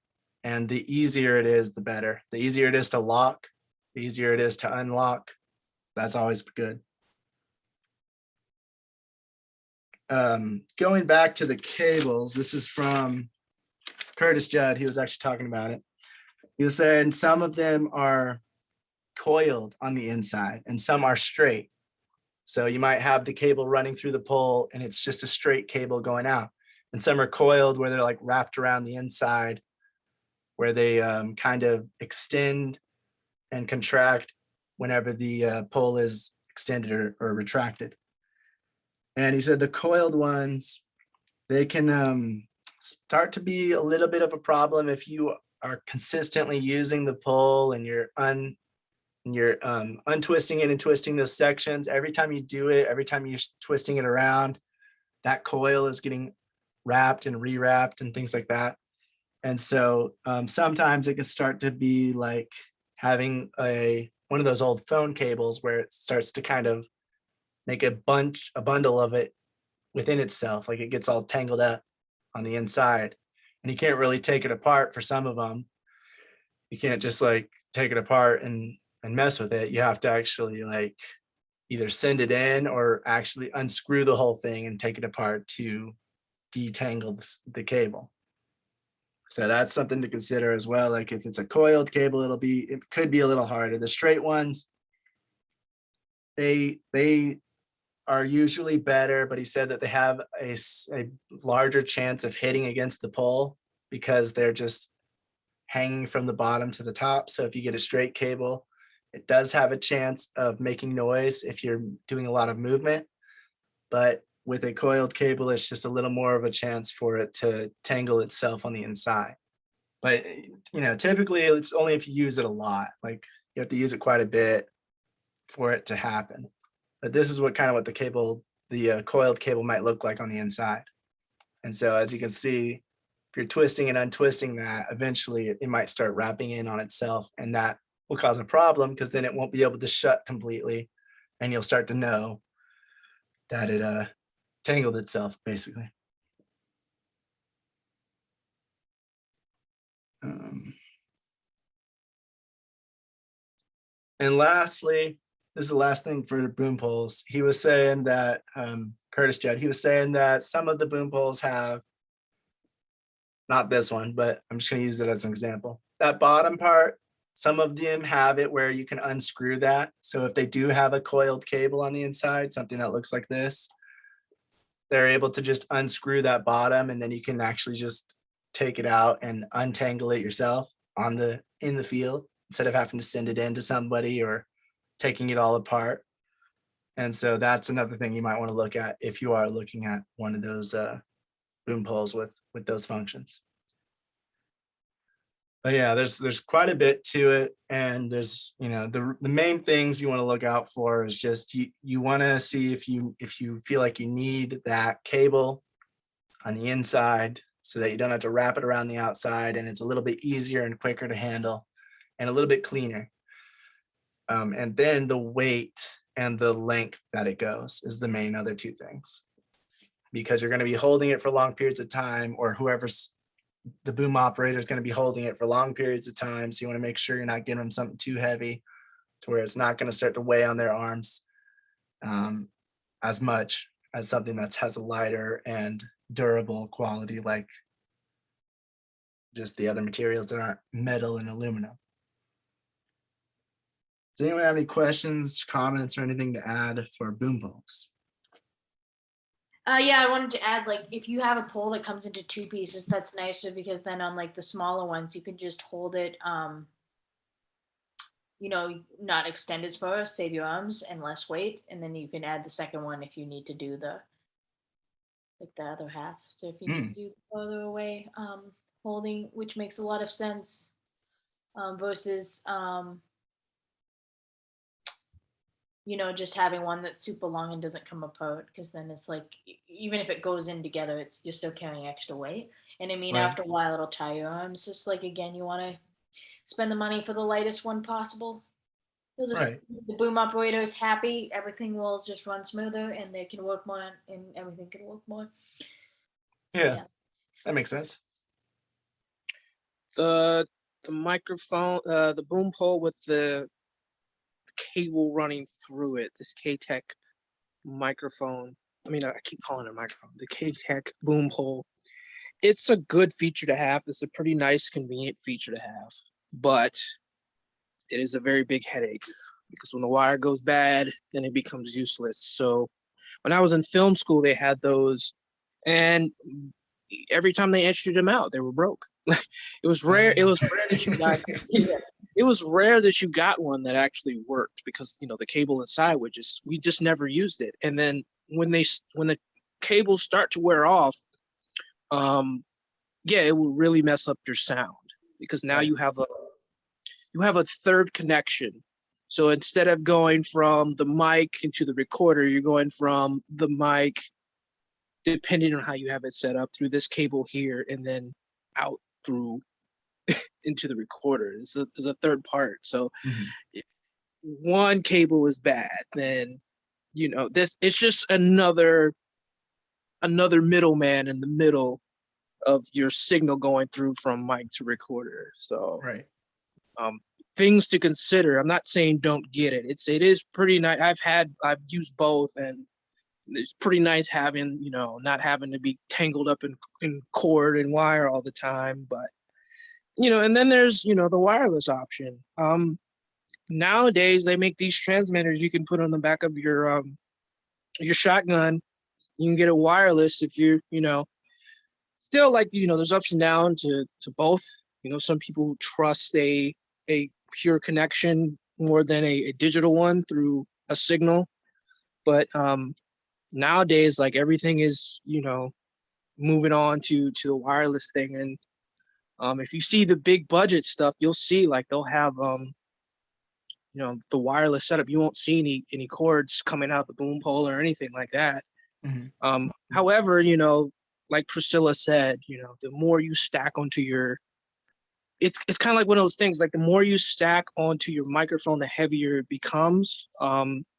So for me, like, I have, like, the wireless transmitter for my microphone and my Sennheiser kit, but it's, like, super heavy. Like, it just makes, this is a difference between, and because, like, when you extend it, it gets heavier because of it's weird. It's like 'Cause that it's weird. front heavy.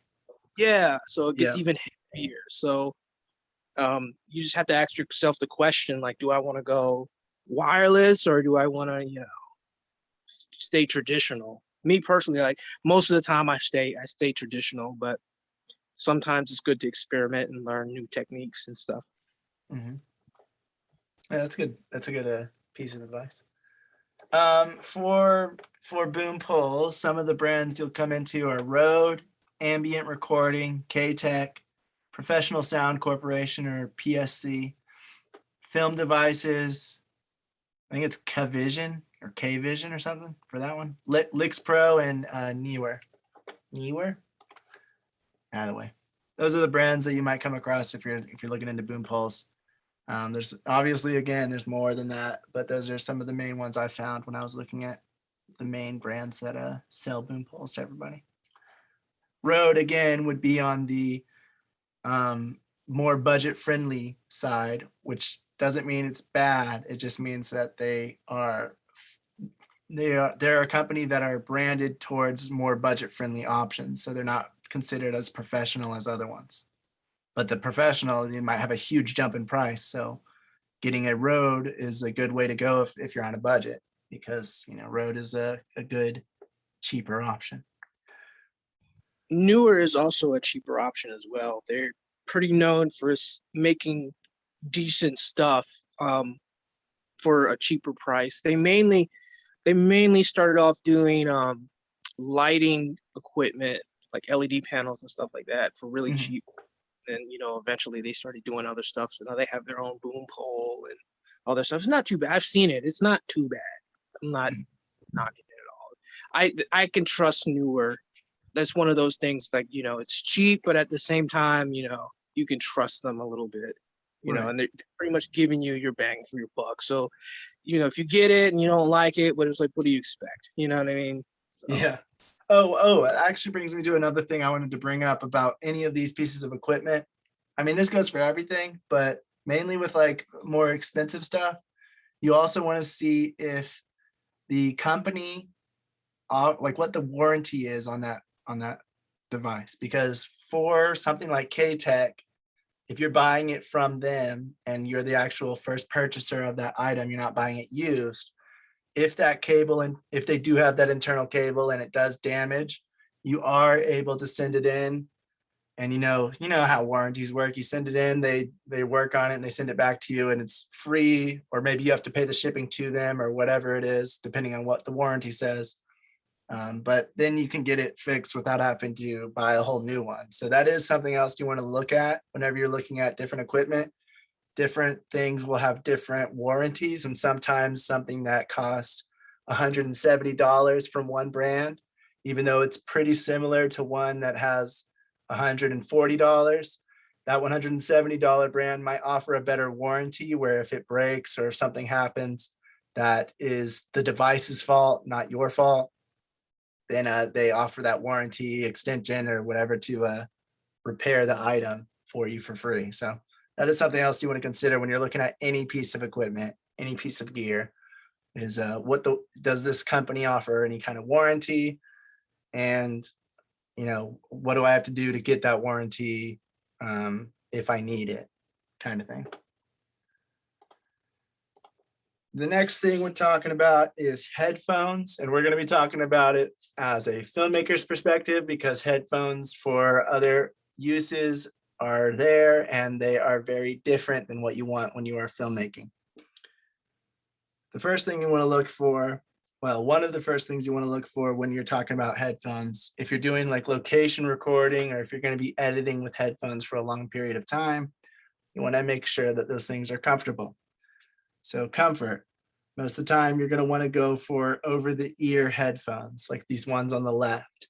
The ones on the ear can start to like squeeze your ears to your head, and after long periods of time, it can start to get a little annoying or hurt.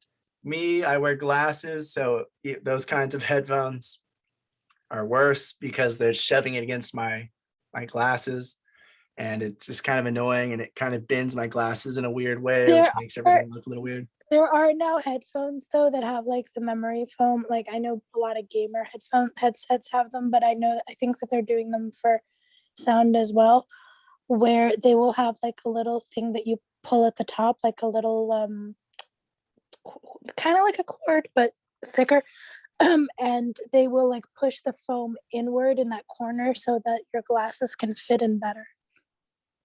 Yeah, but that's usually for over the ear as well because your glasses go through the actual headphones. If it's on the ear, then you're not really going to be touching the glasses itself. No, yeah, I just mean that they're working on having different options for people that wear glasses when it comes to audio as well. So hopefully, more things are worked on. Right. They said, especially for filmmaking, you're definitely not going to want in the ear. First of all, it's not going to look professional at all. And second of all, it's not comfortable and they don't give out as good of quality. So you might as well just skip that entirely. But when going against over the ear or on the ear, typically for comfort, you're definitely going to want to go with over the ear just so you might be wearing that. Again, if you're on a set where you're shooting for 8 to 15 hours, you want something that's not going to get annoying and uncomfortable.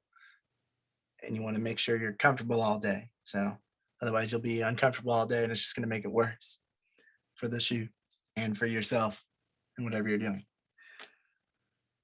If you're uncomfortable, yeah, you want to be as comfortable as, within reason. Like you want to be comfortable, but not like too comfortable where you're sleeping. You want to be like put you out, like, and you don't think that's possible until it happens to you, and it's not funny. It's like you get put into a sleeper, like a sleeper hold. So make sure that you're comfortable to the point where it's just like nice and cozy. But like, if you're driving late and you're tired, you open the window to go. Anyway, that's just random. I'm talking about headphones, Sarah. Come on. I know. I'm just throwing that in Headphones there. aren't going to put you to sleep if they're comfortable. But I get what you're saying. Yeah, they won't. Yeah. But yeah, so for headphones, you want to make sure that they are not because you're working. If you're using those headphones, the assumption is you're working. So unless you're like really sleep deprived and tired, you're passing out on set. That's not good. You're passing out when you're editing. When we're talking about filmmaking, for the most part, you are definitely going to want to get wired headphones because they're more reliable. They don't have as much trouble with interference. The sound's going to come through exactly correct. It's not going to have this possibility of sounding different because of some kind of interference or something that happened with the wireless connection. And you don't want to have to rely on wireless connections when you're talking about this stuff, when you're shooting, when you're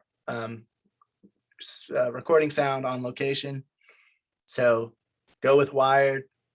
It's going to be easier than having to deal with everything that comes with wireless when you're talking about using it for recording or for editing. Usually you're going to want that.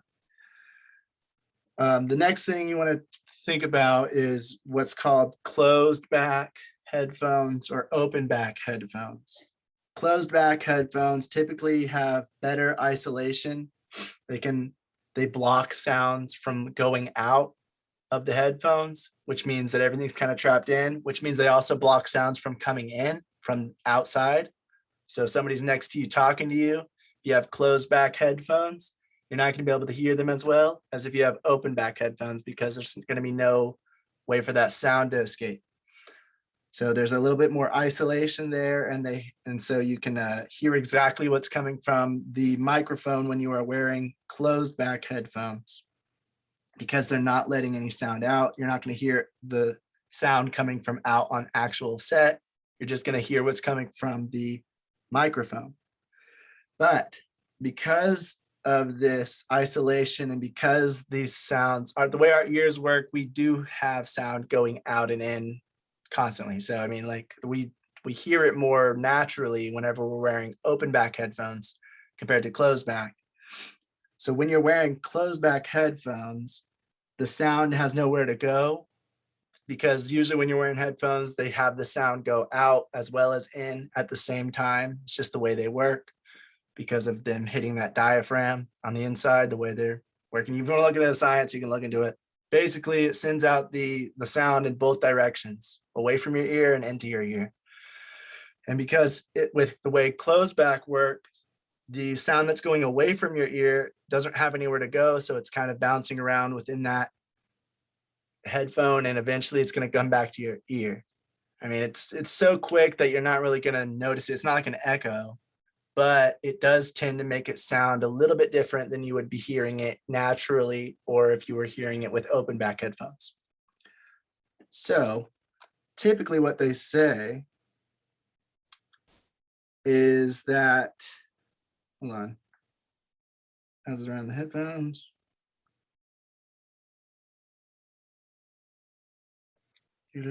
Oh, so open back headphones, they're usually like, they don't have as much isolation. So you will be hearing things coming from outside of the headphones. If someone's standing next to you talking to you and you have open back headphones, you'll be able to hear what they're saying a lot better than if you had closed back, which are more isolated and block out those sounds. Open back headphones, some of them though, like if you're willing to spend the money, some open back headphones allow almost the same amount of isolation as closed back, but they do have a higher expense because of that. So if you don't have the money, but you still want that isolation, closed back is the way to go. So most of the time, most people say that for on location recording, if you are recording sound on location, you're going to want closed back headphones. That way you're not hearing the actual set. You're not hearing the actors on set. You're hearing them through the mic. So you're hearing exactly what the mic's picking up. You're not going to hear any of these noises happening around you, just whatever the mic's picking up. If the mic's picking up a siren in the distance, you'll hear it through the headphones instead of hearing it on set, because maybe that mic isn't picking that up, but you're hearing it because your ears are turned towards the left and right and the mic's just straight ahead. And when you have a shotgun mic and things like that, they're very directional. So they might be picking up things that your ears aren't. And that's usually why you want to have closed back. So you're just very hearing exactly what that mic's picking up. You're in your own isolated little area where all you're going to hear is stuff that's getting picked up through the mic. And you're not going to hear anything else and thinking there's any problems or not hearing those problems because you have open back. So on location, closed back headphones. But if you're doing editing for post-production work, most of the time you're going to want open back headphones. You want it to sound more natural. You want it to sound more like how people are going to hear it when they hear it come through speakers, because not everyone's going to be wearing headphones. And especially not everyone's going to be wearing isolating closed back headphones while they're listening to whatever your project is. So when you're working in post-production, they typically say you want open back headphones so you hear it more naturally to how it's going to come out when you're done. Ultimately, it's going to be up to the individual's preference though. And it just depends. Some people like certain headphones more than others, and they have their headphones of choice. but just typically speaking, close back, location recording, open back, editing. If you just want to do a general sense of what to use. The next thing you want, this you will find, this is where the headphones especially diverse from if you were going to buy headphones that everyone says, oh, these headphones are great. I listen to music with these. It sounds awesome. It really makes music sound amazing. That's something that aren't going to work as well for recording or editing sound, because you want to have neutral or a flat response in your headphones. You want to make sure it is letting you hear exactly what that audio sounds like. Whatever's being recorded or whatever you're mixing, you want to make sure that the headphones aren't changing anything. They're not adding any bass. They're not adjusting any of the frequency levels to make it sound better. Some headphones are made specifically for music, listening to music, and they'll add extra bass, or they'll take down the treble, or they'll add treble, or they'll do different things to make it sound different adjustments and effects. It's called sweetening the audio. So some headphones will sweeten it up to make it sound better. But when you're recording, when you're editing, you want to make sure you're hearing exactly what is being recorded or what's being edited so that you can make those adjustments. You can up the bass. If you're hearing it and you're hearing it have a lot of bass, but in reality, that's just the headphones, then you might take the bass down, and now it has even less bass than it should when everyone else hears it. And so that's why you want to go for headphones that have a neutral or flat response, so that you're not going to have that extra stuff happen when you're hearing it. It's going to sound exactly like it sounds in the file, and you're going to be able to edit it accordingly.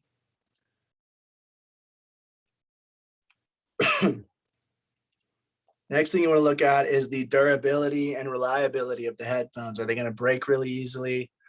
If I accidentally tug on this cable the wrong way, is it going to snap? Is it going to tear? Is it going to cause an internal problem in the cabling? You know, if I accidentally drop my headphones, is the back of it going to crack? Or is the internal diaphragm going to mess up? You want to check out the reviews of that. Each different headphone, whatever the brand is, whatever the individual device is, it's going to be different. So you have to look it up individually and do your research. But you just want to make sure you see how good it is and what the materials are that they put it together with. Is it really cheap plastic, or is it other materials that are a little bit more durable and will handle a little bit more use? And just in case anything happens, if you drop them, it's not going to break right away. It's not going to mess it up because they're a little more durable, have a little better materials that they're made with. But of course, the better materials are going to be more expensive. So that's, you know, the give and take of everything. The last thing you want, typically you're going to want higher efficiency headphones that have lower impedance. Because the higher impedance headphones are going to require more power to get the same level of audio. The higher impedance headphones, they sometimes have more clarity to them. So if you have a very good preamp, you might want to have more powerful headphones like that. But for the most part, generally speaking, you're going to want to go for more high efficiency and lower impedance so that you have, it can run on something that has less of a preamp and give you that same volume level. It's not, because like the trade-off, most people say the trade-off's not worth it unless you're going like very professional. And those other headphones with the lower impedance is going to work pretty much just as well as the higher impedance ones. And so you want to make sure whatever device you're using it with, it's going to be able to handle those headphones. And if you get the higher impedance headphones, but you don't have a device that can handle it, that can give it the amount of preamp, the amount of gain that it needs, it's going to sound a lot quieter and it's going to sound worse, and it's going to not sound the way that the file is being recorded. So there's no reason to get it unless you have a device that can handle it anyway. And when you're just starting out, you pretty much don't want to worry about that. So lower impedance is going to be usually better.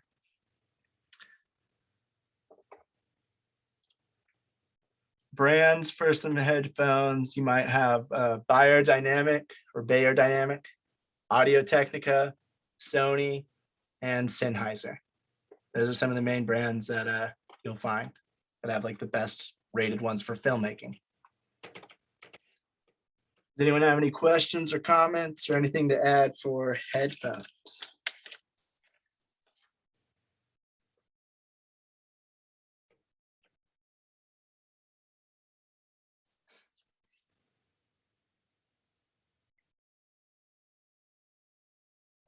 All right.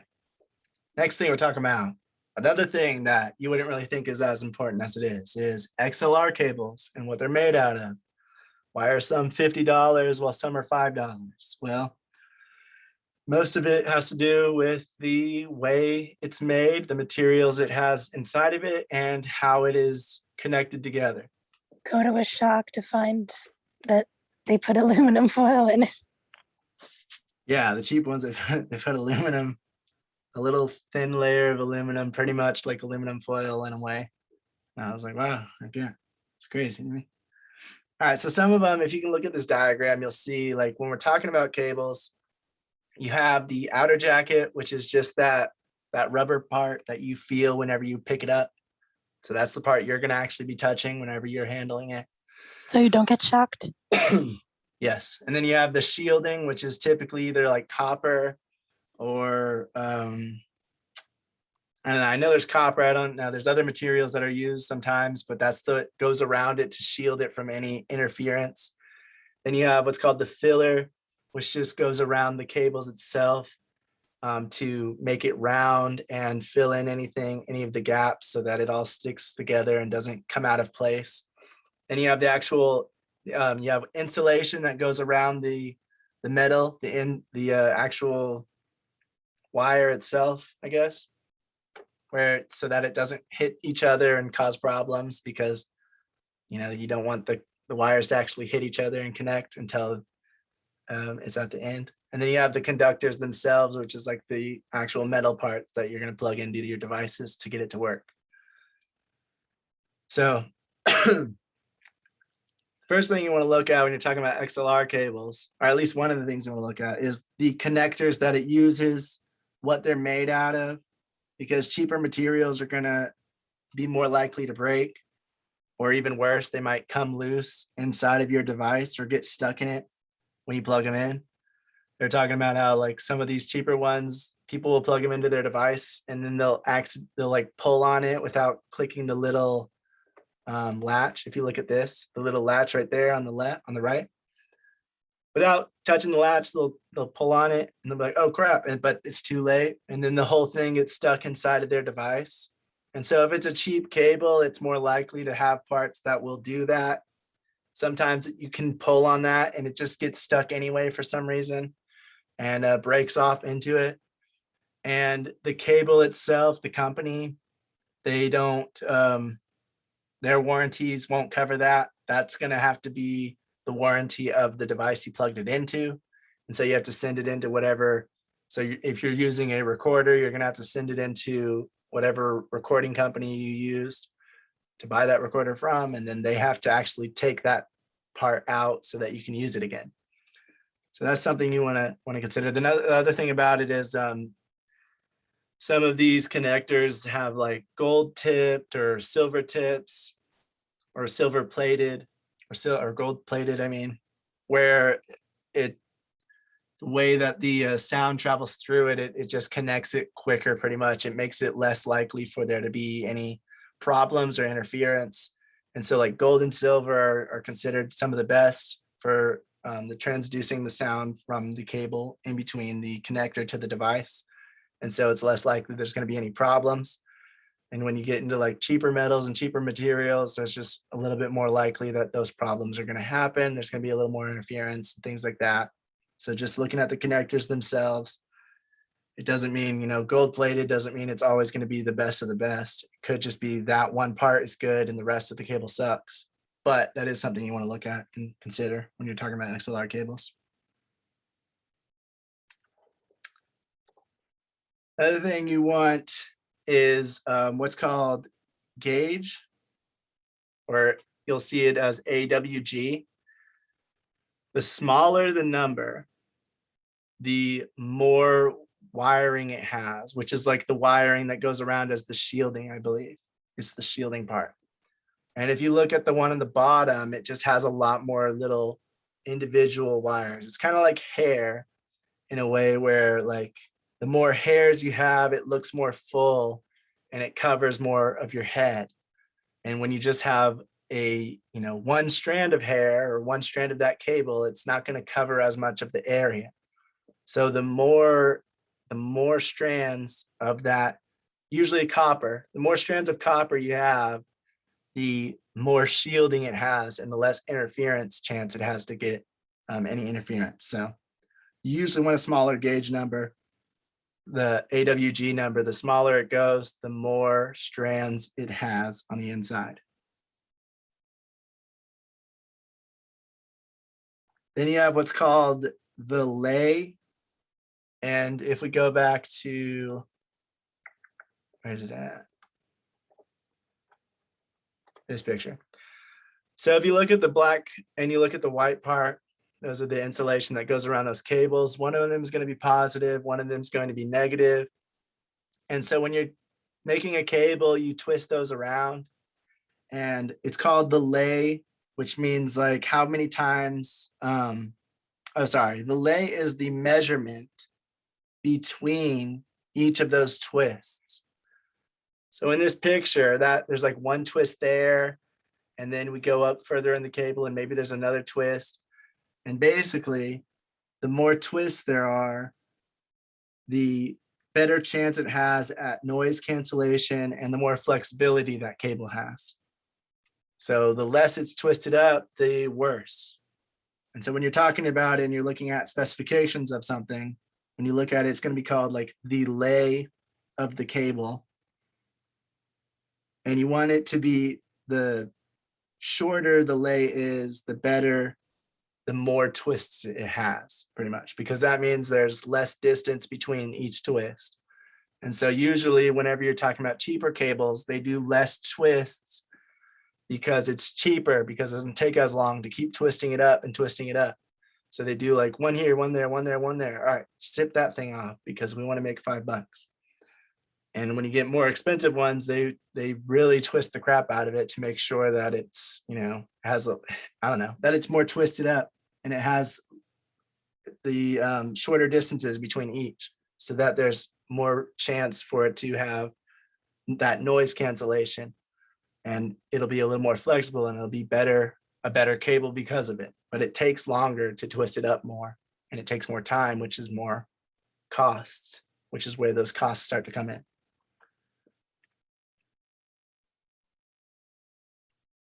Next thing I'm talking about is shielding, which if you look at this, that's going to be right underneath that the part that you actually touch. Right inside of the cable is the shielding.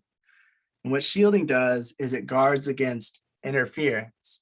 If you ever have a cable and you have one of these XLR cables and you're putting it into a mic and you get that cable near maybe a cell phone that's charging, or you're putting it next to some electricity outputs or inputs, it's going to most likely have some kind of noise that comes into the recording because it has that electric interference.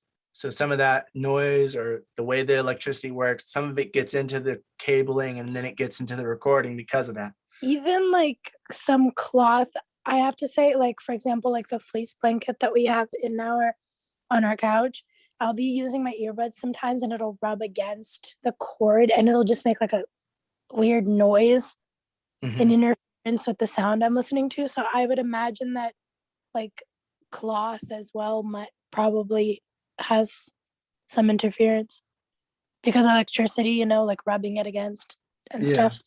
Yeah, and so it's the same thing with like radio interference and things like that. That can also get into your cabling. And it mainly just depends on how close it is to these things, to the electricity outlets and things like that, where it gets more interference or less. But you typically want to have more shielding so that it blocks those noises, those interference from coming into your recording. So the more shielding, the better shielding it has, the better off your cable is, and the better off your audio will be because of it. Braided shielding is the best. Sometimes there's double braided shielding, like you can see on the second to bottom, which means there's braided shielding looks like this. It's the copper or whatever they're using. Sometimes it's not copper, but I don't know what the other one is.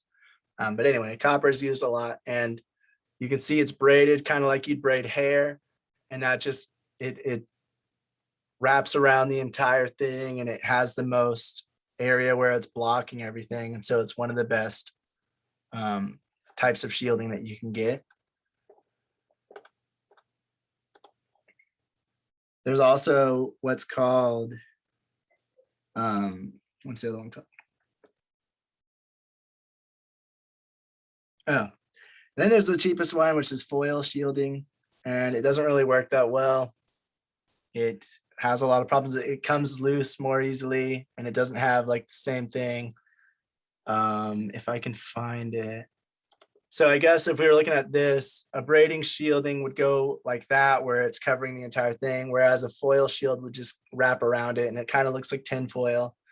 And so you can imagine if you're moving that cord a lot, if you're messing with it a lot, because that foil shield isn't going to be as thick, it's not going to be as sturdy, and it's definitely not going to be as strong. It has more chance to rip open and or cause interference to come through. Like it doesn't block it as much stuff as the braided shielding does. So when you're talking about a cable, the braided shielding is going to be better to block out all that interference and make sure that it's working and doesn't have any unwanted noise coming in.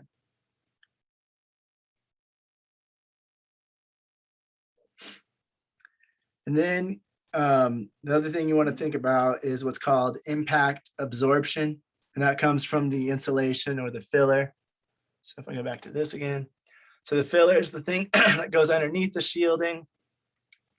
If you open up a cable, if you were to cut it open, you would see that there's like, it looks kind of like some, to me, it looks kind of like the inside of a pillow, where you stuff the pillow full of fluff.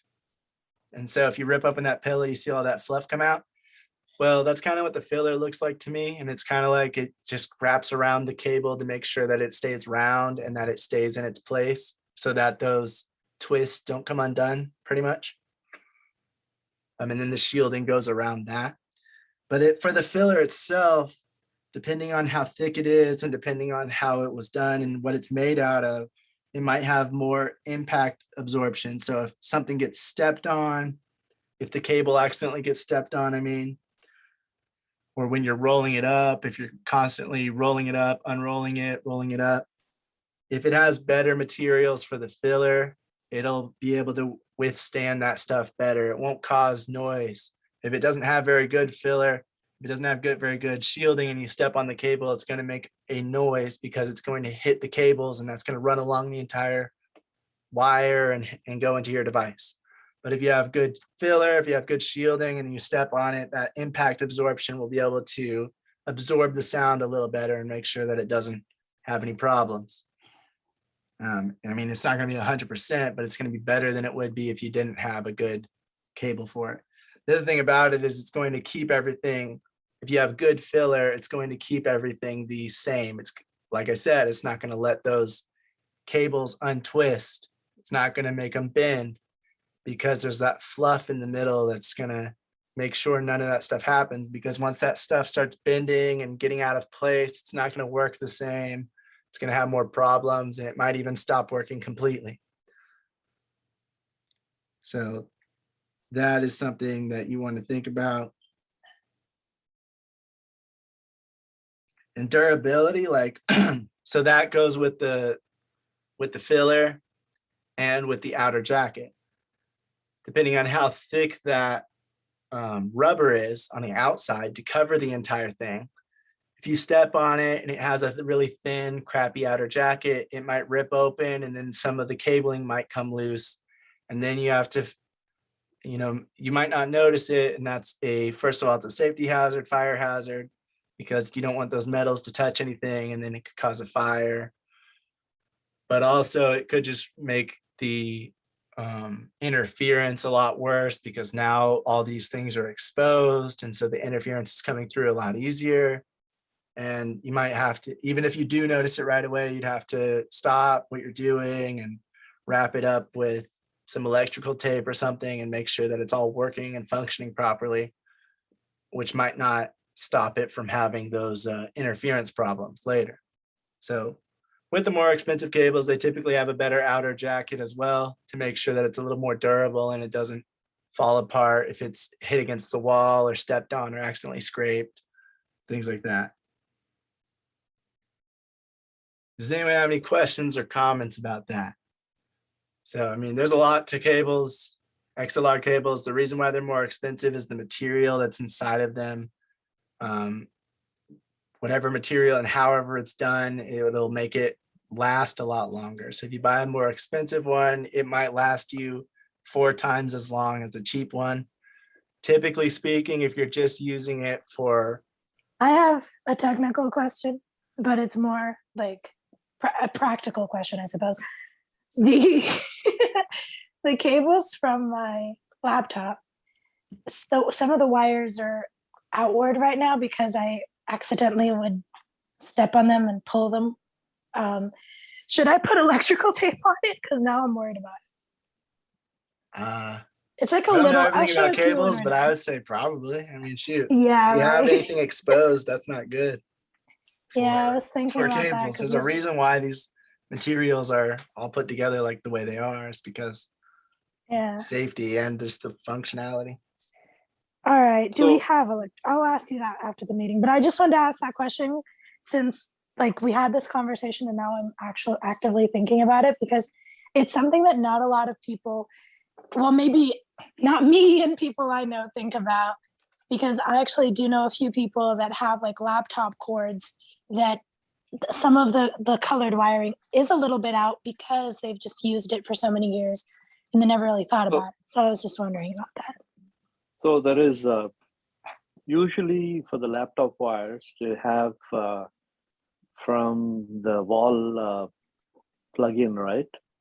To No, the no, adapter. I mean, yeah, but the cord is not on the side of the wall. It's on the other side, the side that connects to the battery.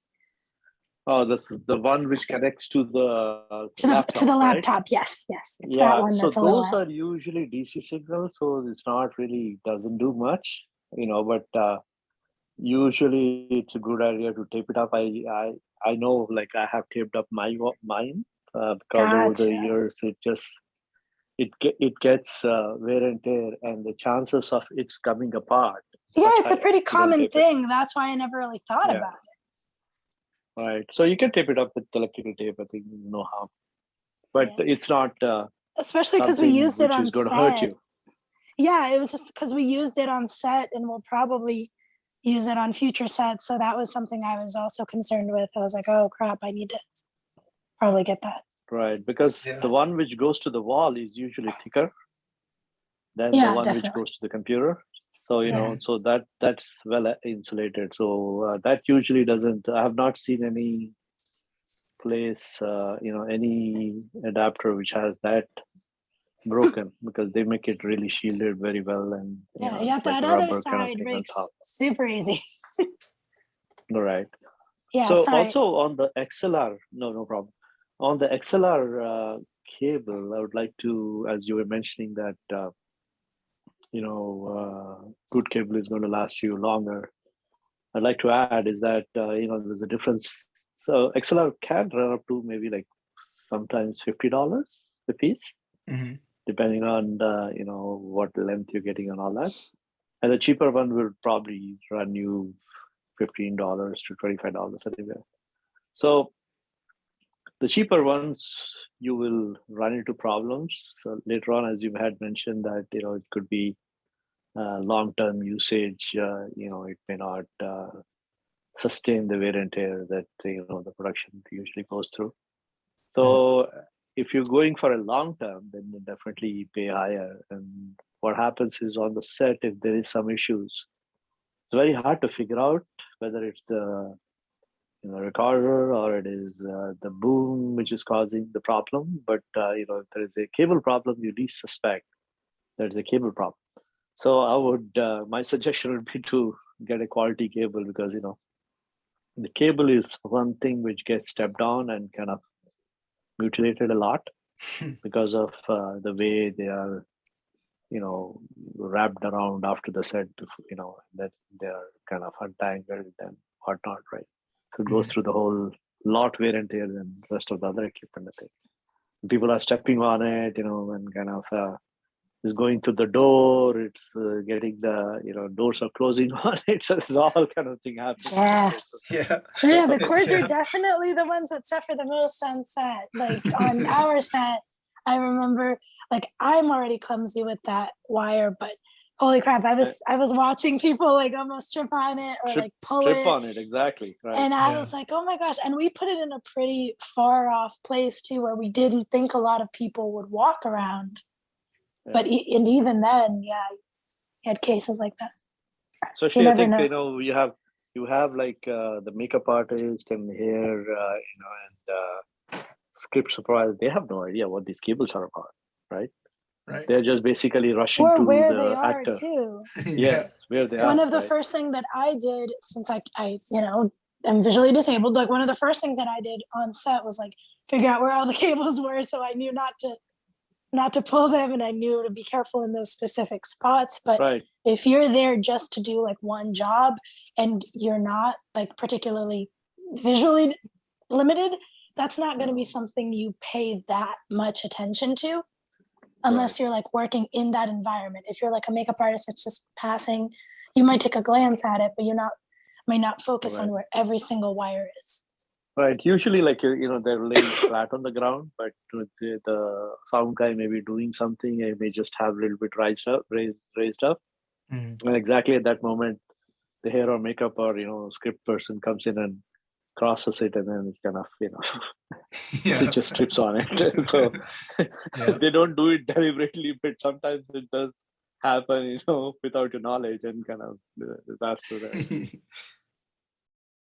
Yeah, and that is also why, like, whenever you're talking about the connectors, that's also an issue with the how cheap it is, because if the connectors aren't very good, it has more likely that it's going to come apart. But then if somebody comes by and they're accidentally stepping on it, it's more likely that it's going to rip off, but the part that's connected to your device is going to stay in while everything else comes out, and then you're going to have to figure out how to get it out of your XLR port, which isn't easy to do, which is another thing you want to think about. I'd like to add, it's like this is one of those things that goes along with like gaff tape, and so XLR is kind of merging with the music industry. So if you do find yourself in a position where you might suspect that your XLR cables are bad, instead of freaking out and because you would have to order another set of XLR cables, you could find your nearest music shop, guitar shop, or whatever music store you would go to, and you should be able to find some XLR cables. Oh yeah, I think that was that's one good, of the that actually was one of the suggestions that one of them gave, was like, when looking for cables, also see the availability. Like, for example, if you're on a set, I think the example that he gave is like, if you're on a show and one of your cables gives out, if it's a kind of cable that's compatible with or if you bought it at a music shop, or you bought it from a company that also does music, it's easy for you to go inside one of those shops, get a replacement, and boom, as opposed to if you bought it from like Amazon, you'd have to send it back, wait for a new one to come. So also looking at like urgency, how fast you're going to need it if there's an issue and you don't have a backup. Source, where the source is, was also like a tip that he gave, just in case, depending on what you're doing. I think Best Buy might have some XLR cables. Best Buy is actually Sure, they do, yeah. at the prosumer market. Like at first, it was kind of hard to find these things, but Best Buy has actually gotten pretty good at getting some film, like some minor. You might find some. I see some stuff in there, and I was like, oh, like back in the day, I wouldn't be able to find this at Best Buy, but right? yeah, they've gotten pretty good at having some stuff available at your disposal. Nice. Yeah. Some of the brands you might want to look into if you're looking into buying some quality cables, XLR cables. Mogami, I think it's how it's pronounced. Mogami, Hosa, Cable Matters, Lix Pro, Planet Waves, and Rapco are some of the brands that are regarded as, pretty good or very good. I think Mogami is regarded as one of the best, but it's also one of the most expensive. So, take that as it is.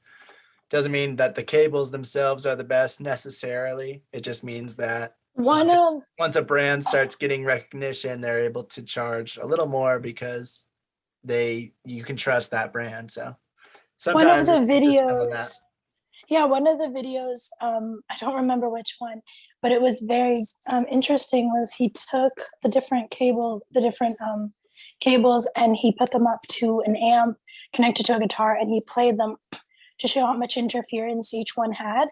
And he compared different prices and one of them was like a mid-level, and one of them was that one that Coda just mentioned that I forgot the name of and don't want to butcher.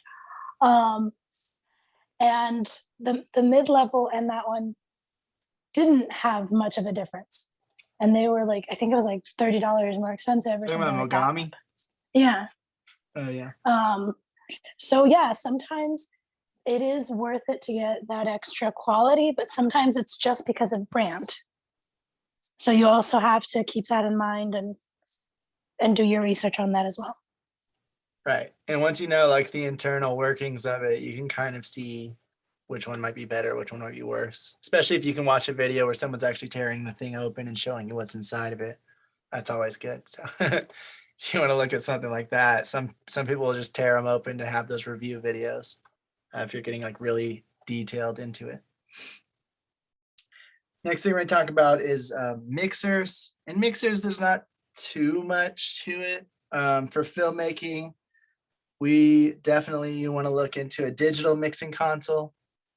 Analog, it's more used for like music and things like that. So if you're talking about we're bringing this thing on set and we're going to pre-mix it a little bit while we're on set, we want a digital mixer for that. Some audio mixers have USB connectivity, which if you have a laptop and you want to bring it and it has, maybe a digital audio workstation or a DAW connected to it, you can connect the USB. You can connect the mixer through the USB to the computer, which will allow you to record and mix directly to your computer, which is some people do it, so it just depends. On sound carts, you might find that somebody has a laptop open and they're actually doing that while they're mixing. They're putting it to their source files. You want to make sure that you get a mixer that has a preamp for every mic you are wanting to connect to it. So if you're trying to connect 5, 6 different mics to it, you want to make sure that it has enough preamps that it will allow that to happen. Preamps are going to be what allows it to add that gain to it so you can hear it and it's loud enough to be audible, compared to if you just leave it coming straight through the mic where there's no preamp for it, and it will be it'll be a lot quieter. There are some like mixers that are starting to be like recorder / mixers coming out. I haven't really seen too much on it, but there are some where it's like it's a recorder and a mixer in one. And some recorders will have like little, tiny functions that are able to do mixing, but usually when you're getting a mixing console, you want to have a few adjustments more than just adjusting the gain. You want to have a few other things that it can do to adjust each input level of audio. So you want to always, like each mixer you get, they're going to have different controls, different effects and adjustments that you're able to do. So that's something you want to actually look at depending on the different ones and the reason you're using it. Different ones are going to have different things. Some are going to have these little sliders that use for the gain. Some are just going to have little knobs. Some are going to be bigger. Some are going to be smaller. It just depends on what you're using it for, but you have to look into it individually because each one is very different for what it can do.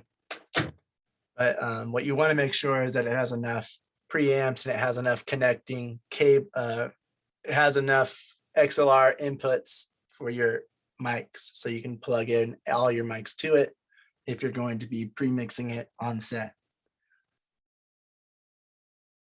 For location recording, you're not really going to be using too many effects with it. You're mainly going to be adjusting gain and maybe like doing some stuff to lower frequencies and things like that are coming in, but you're not going to be doing a huge crap ton of stuff with equalization and all that other stuff, because that's going to come later in post-production. You don't want to grab something that you're not actually going to want to use later, because it'll sound worse if you try to adjust it back than if you just keep it normal and adjust it later so that you get it where you want it. But it is something to consider for what it can do. And that's pretty much all I got from mixers. Like, typically speaking, they are there so you can adjust the gain and you can adjust some of the frequencies of the different inputs coming in before they go into the recorder. And you just use them on sets just for like a little pre-mix, so that if somebody's screaming, you can quickly have somebody adjust the mic gain so that it doesn't clip, so it doesn't distort the audio for that, and they still capture it. Especially if somebody's going from quiet to loud to quiet again in the same take, and they're trying to record the whole thing at once, you definitely want to have a little mix going on to make sure that the audio is loud enough to hear the quiet parts and quiet enough to not clip or distort during the loud parts. And that's where you would get these mixers to come in, and somebody that's actually on this console doing it during the take. So you'd have like two people in sound.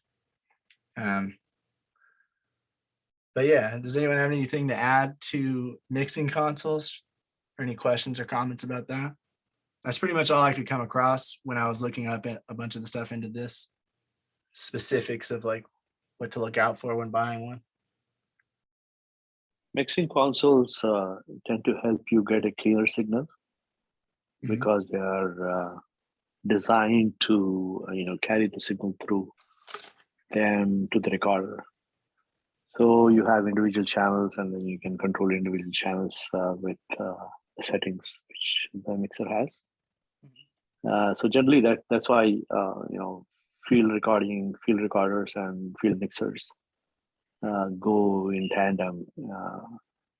A professional set, where you have individual tracks being recorded for all the devices which are there in the field. So that kind of helps to clean up, get a clean recording, and then you can take it to the post. So that's has its own advantages.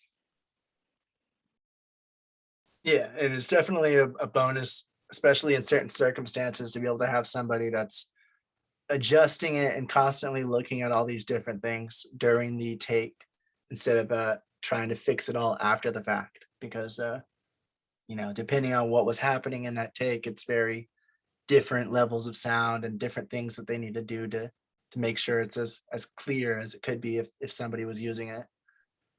So that's also something. So on the in addition to that, I think what happens is the boom guy has his own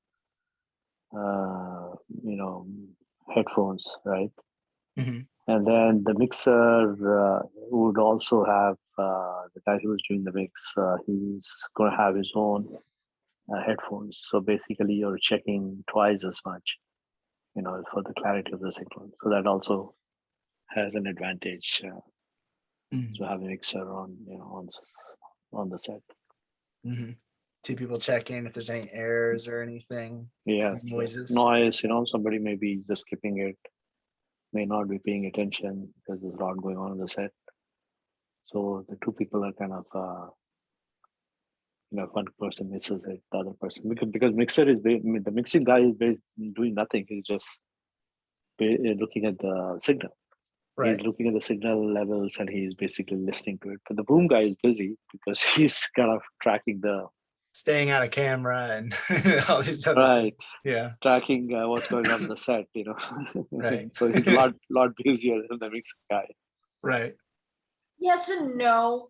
I mean, sometimes when you're booming, you're always on and you have to be paying attention and you're there, and it's quite a lot of work. But if you're mixing, you still have to be like, you have to have such good attention because you have to be listening and mixing as you're going. So it's Yeah. What we're meaning is like they're not their focus isn't split between different tasks. It's focused solely on, not that it's easy, but that's all they're doing is focusing on the sound.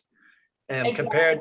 compared to the boom operator who's focused on, is my mic in the right? Who's talking at this point? Okay, and oh, am I at a camera? And oh, we're walking this way, and they're focused on a few other things. So Yeah, it's a that's where different, it comes into to play. yeah. His So hands are busy. Yeah, no, yeah, what I'm trying to say is sometimes the job that's less is actually more difficult than the job that's more, because the job that's more keeps you engaged. The job that's less, you have to like keep yourself engaged. Can you imagine dozing off and not mixing it properly? right. I'm pointing out. It depends on the person's. I mean, you can get into the zone and like you're just there all day listening, and you're really good at it. But yeah. But yeah, Cool. If the that's why recording having doesn't, two people on it is better than just yeah. one. And especially if that one is trying to mix while doing that, it's a lot more difficult for one person to do everything at once. No, and also the hands too. Like if you're holding the boom and stuff, it's too hard to be like mixing at the same time because you're not going to be as efficient when you have somebody on the boom holding it there, moving around, doing all those things. Then the other person's like perfectly mixing it all. It just makes Right. so much more sense and smooth, and there's like almost no delay Mhm. between takes. Like I've seen the boom people that's like there's almost no interference or difference. It's just like, oh yep, and they're on and they're off and they're on and they're off. It's like clockwork, so seamless. There's not even like a break. Right. right, and a very tiring job. Boom can be, if you do boom for 8 hours for the production day, you're going to be tired. Your shoulders are going to be tired. Your hand is going to be tired.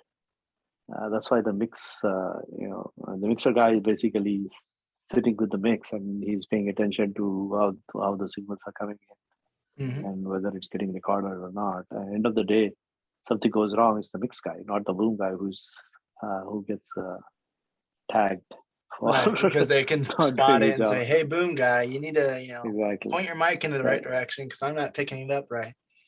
So yeah. Yeah. Whenever you're talking about mixing console brands, some of the ones that you might want to look into is Mackie, Behringer, Yamaha, Allen and Heath. I think it's Presonus or Presonus, Soundcraft, Midas, and Zoom. Again, I think Zoom is more on the lower end for like a more of a budget option again, but it's still like one of those a good budget option brand. But some of these other ones, they can be very expensive depending on which one you're getting and all of that.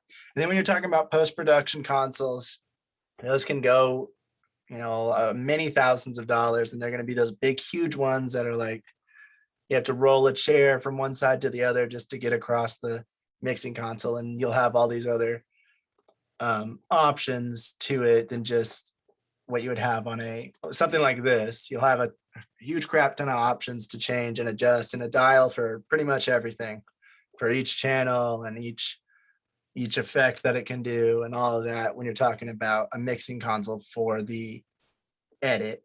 But when we're talking about just like a portable one that you bring on set, you'll have something a little bit smaller, maybe not this small, but it depends on what the budget of the set is and what they can get.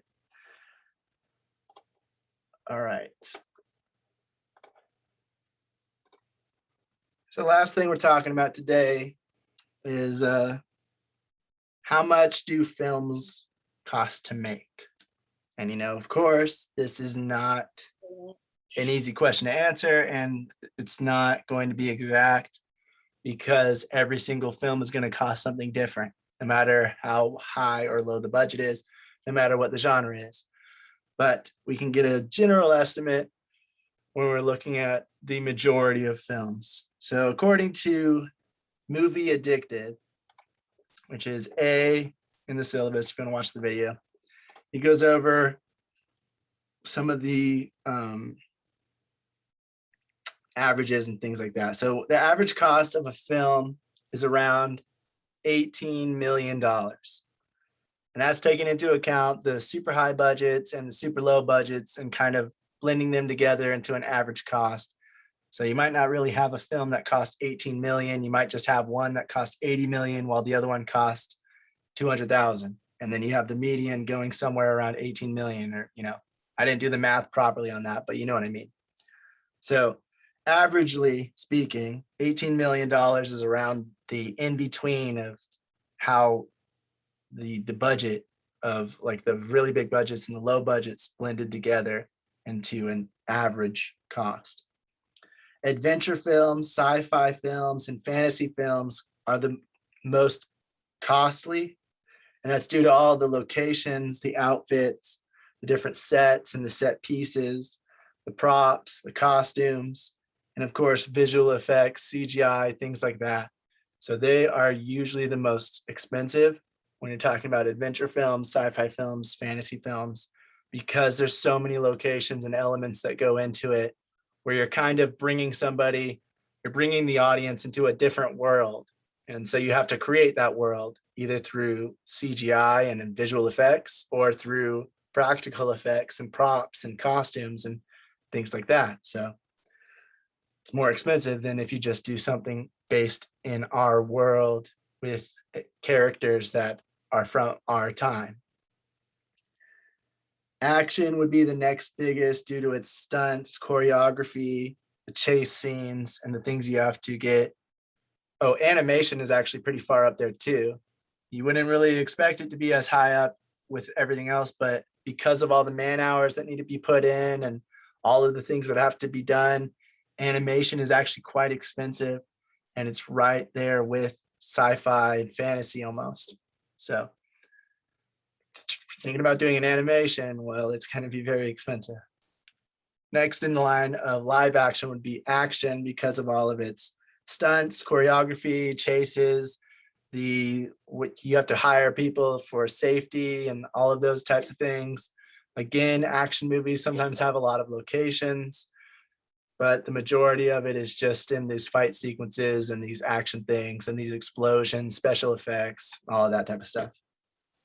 Drama, horror, romance, and thriller typically sit at the cheaper side of the spectrum. Romance could be based in 2022 with two characters that meet in the city that I live in.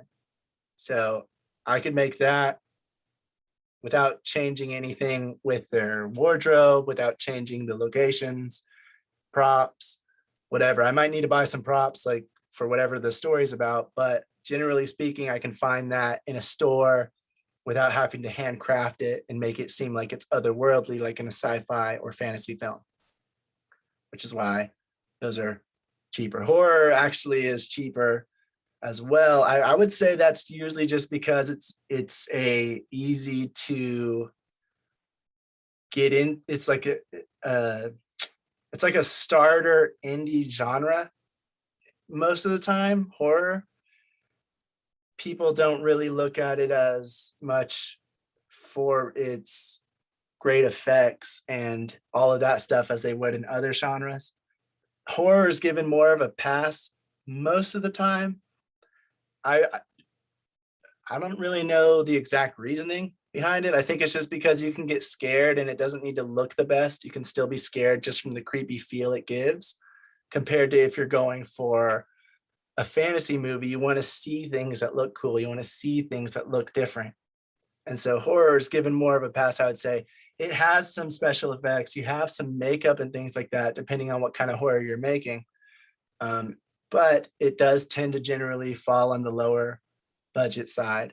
And especially if you're just making it about a killer that's down the street, that's killing everybody on that street, then, I mean, that's just a person that's killing people. You can make them look however you want. So that's why horror can be very cheap as well. And then, romance, thriller, drama, those are all sort of the same. And where it's just about people, it can just be regular people in our time, modern day. Don't have to change anything. You just have to find locations to film it at, which is why they're on the cheaper side. Production itself is typically going to be about 25 to 50% of your total overall budget. And according to Complex, this website, letter C in the syllabus, average short film costs about $700 to $1,500 per minute. So if you make a 5-minute short film, it could be anywhere from $3,500 to $7,000, depending on what you're making and why. And the further, the longer you make it, the more expensive it's going to start getting, unless you find ways to cut corners and find cheaper options. Then going on to D, one of the facts they gave out was 25% of movies are made for under 5.2 million. 25% of movies are made for 5.2 to 18 million. 25% are 18 to 41 million. And 25% are 41 million or over. The 25% that fall in the 41 million or over are most of the films that we hear about and know are coming, because they put so much money into their marketing as well, to where we know they're coming out next year or this year, compared to the 25% of movies that are made for under 5 million, where we might not hear about those. We might see them at a festival or hear about them because they won at a large festival, but we don't really typically hear about those. It's a lot of money, but those are typically viewed at as lower budget, and we don't really hear about them as much because they don't put as much money into marketing, because they put all their money into the actual production, which is good. That's what they should do. Yeah, no, that makes a lot of sense. And it's almost just like too, like if you are producing like a lot of movies and stuff, I feel like you start on the smaller end and you just keep building like momentum. That would be my idea. If that makes any sense. Yeah, you Like- have to. Like clockwork, like you just get really good. Like you know how like Hallmark's like lower end or lower budget stuff, but they just like have a good system and they just like do making them happen and then making more happen. It's a good brand. Yeah, and people will watch them.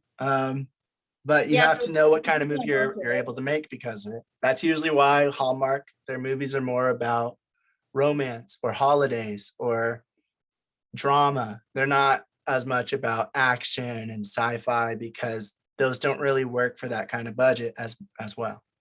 No, exactly. That makes a lot of sense. Yeah. Yeah. So 35% of a budget is usually what goes towards marketing, except for on those actual like bigger films that have like 41 million or more. Typically they have a separate budget just for marketing. So when you hear about a big film's budget, like if you were going to look up one of Disney's films and you're saying, oh, they made,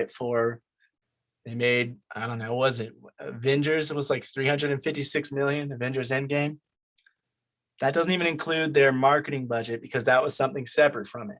They made plenty of money to where they got all their money back and then some by multiples, but it was a lot more than that original budget that you'd see if you go to Wikipedia or something like that. That's the budget that was from the film. Usually it's estimated budget because you don't have the exact numbers from every actor and all of that. So it's not exact, but it's as close as you can get to what the budget of the film was. But then taking into account the marketing budget could be 35 to 50% extra on top of whatever those budgets for those big films were. So when you're going on a lower budget film, if they are going to do marketing, if it's somewhere in the middle, not really like low budget, but if it's somewhere between like maybe 18 to 40 million, they usually set aside money for their marketing budget. And so they might take out 20 to 35% of their budget and put it towards marketing. And so then the entire budget is counted with the marketing budget. But when you get higher and higher, they have separate budgets for that, which aren't accounted and taken into account for those numbers that you see when you look online. Now we're talking about like lower budget films and for independent projects, according to, what is this guy's name? Oh, Newbie Film School. The average for lower budgets, they say, is around, where's it? The average is roughly under $2 million.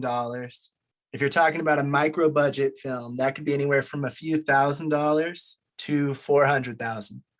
And if you're talking about low budget, that typically means somewhere between 400,000 to 2 million.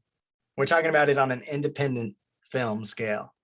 If you go up to Hollywood, they're going to say something else for low budget. They're going to say something else for micro budget. It's going to be a lot higher numbers. If you're talking about it independently, under 2 million is considered lower budget. Somewhere between 400,000 to 2 million, it's usually low budget, while micro budget is somewhere between a few thousand to 400,000. And then we even have a scale that we created called no budget, just because we're saying, oh, well, I can't afford, I can't afford a few $1,000s. So I'm going to make this project, this short film, for a few $100s or something like that. And that would be considered a no budget film. Every film will have some sort of budget because you have to get equipment and feed people and all of that. But no budget's considered something that's like less than a few thousand. And so looking at those numbers, it starts to get a little, I don't know, scary because it's so expensive for all these things. And it's like, gosh, it's going to cost a huge crap ton of money to make all this stuff. But I was going to actually look at this website with you guys because I have not looked at it yet. Where they're talking about 25 low budget films that launch people's careers. And I was just going to quickly go over the names of the movies and how much it costs. So there's one called Monsters. It's from 2010 from the UK.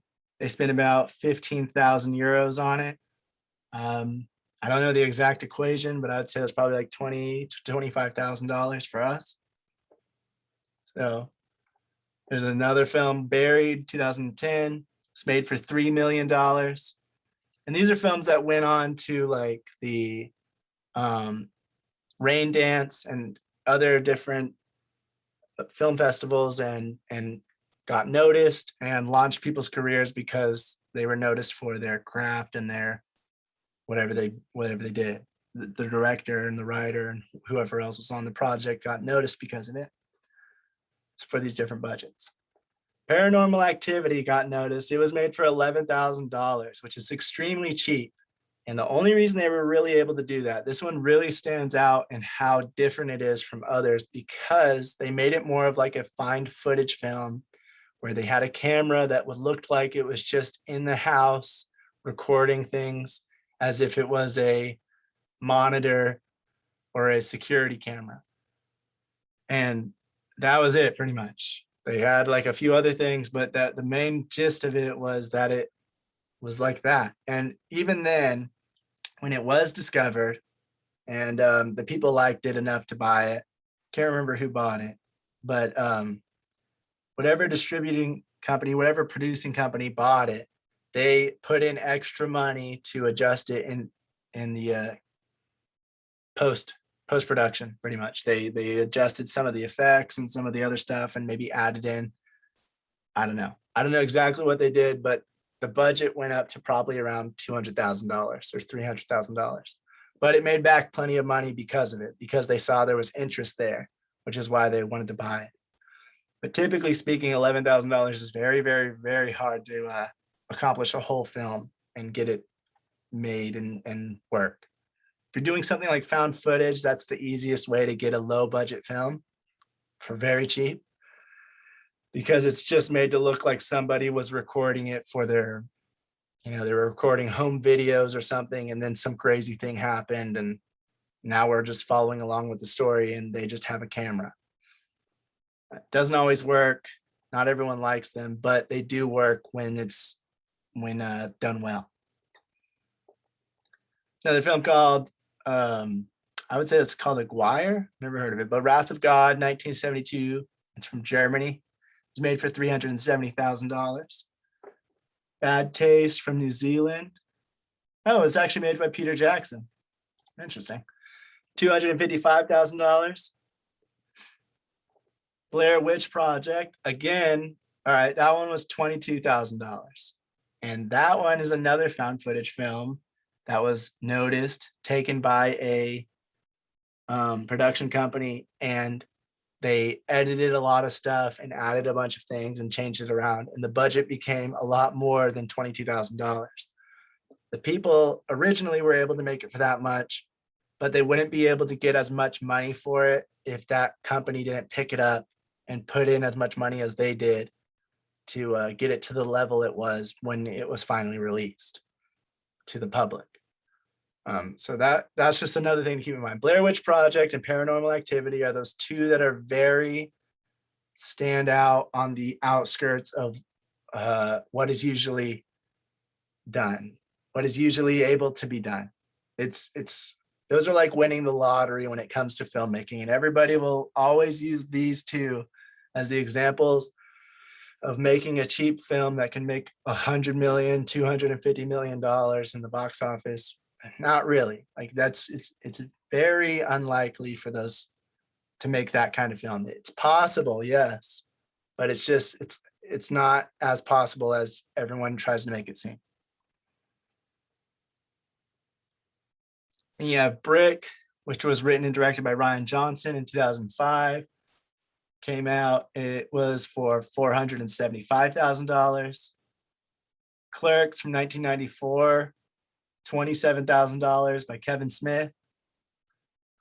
Cube, 1997, 365,000 Canadian dollars, which because I don't know the math on that, but it'd probably be like 320,000, 300,000 maybe.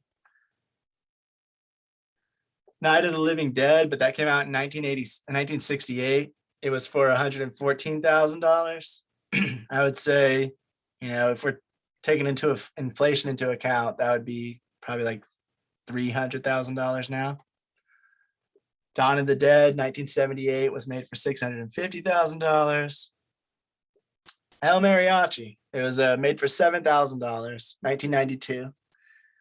Again, that one is a very unique story that is very hard to get a film made for that cheap, is all I'm going to say. Yeah, Okay. no, that's true. My question is here, like, so if we're filmmaking and we're creating ideas and stuff, is it like, can other people with more, power, money, things come and like rip you off? And would that be something you should be really concerned about?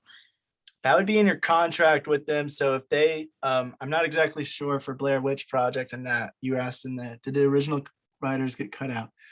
They could have, it depends on whatever the contract was. If they said that they'll get a percentage of the profits, if they said, we'll pay you now so that we can own it, that's something else. So they might have given Or them, if they were like, oh, we'll give you an initial payment now, like of the initial earnings, and then whatever else it grosses, it's ours.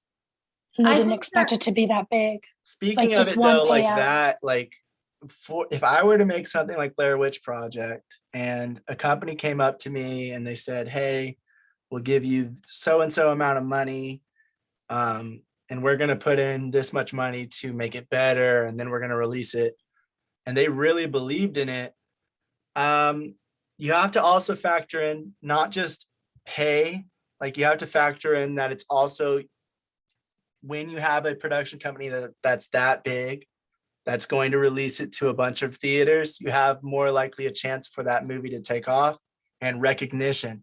And usually you don't want to factor that in because lower distribution companies, small independent distribution companies, nobody's really going to watch their films as much as they might. But if Paramount or some big company takes your film, you should factor in not just the pay that you're getting, but also the recognition and how much it's going to get released out. Yeah, because sometimes these launched their careers because of it. Yeah, so sometimes you won't receive as much in that film, but you got a distribution deal where it went out to more people. And so your name is out there now. Your directorial debut is out there, which means you have a footing now. And so, yeah, you missed out on some money because of it, but you gained way more recognition. and way more people saw it. So But they're not going to take your name and strip it away from you. They're not going to say you didn't write it unless you unless wrote of that in course your you fill the contract. script. You want to make sure you're Unless- looking at the unless you fill the contract script. saying that you're not giving them full total credit. You know, because they'll still give you the credit for being the writer of it if you wrote it or whoever wrote it, I whoever would directed it. also, I guess and no, like if it's in your contract that you're just selling the script and you don't, I just there said are that. cases. Okay, yeah, because like there's cases where you don't put the name where like in the contract it says, oh, you're just selling us a script, your name's not going to be associated with it. But on the other extreme, there's also the cases where you don't expect a movie to take off and you make a deal with a company and you sell that script and then it does and you made an initial amount to sell that script to that company and now it's huge. Technically, yeah, you missed out on money, but at the end of the day, no one, like you didn't expect and the company probably didn't expect, or maybe they did but you didn't know that it was going to be as big as it was as well. So it's not always just on the company as well of like, well, I also have to point out ripping you too, off. if you don't understand the contract, get an entertainment layer for that. I have to Yeah. point out that, you know, in certain situations and things, what they can do is they can completely manipulate environment pressures, psychological pulls. Like they could do a whole bunch of stuff. You know, But that's why we discussed it in the contract when we were discussing contracts. If you feel that they're doing that, don't sell, don't work with them, because that is a clear sign that they're trying to manipulate you, that they're trying to get something on you. but We sometimes discussed like that. they'll squeeze you for like information and you accidentally like say things or stuff. So my thinking now is just like you want to make sure that the contract is and I don't think that's Well, that's why you have I'm a huge non-disclosure company. I agreements. should not come down on somebody and you know pressure and try to squeeze them outside the deal. You know, name or not. I mean, at the end of the day, if somebody wrote and directed something in, you're going to cut them out of the profits because, like, Well, it's not a morality argument, unfortunately. That's the thing. Like immoral people exist and are going to exist throughout history. Well, At here's the end the of the day, thing. all If you we were can selling do. it to them, then whatever's in the contract, if you're either going to take more money up front and less of a percentage later, or you're going to take less money up front and more of a percentage for later. So it really depends on the contractor. It depends on what they're willing to give you. If I were making Blair Witch Project, I'm not saying that this company is amazing and whatever else that they took on Blair Witch Project. And if they screwed over the people, that really sucks.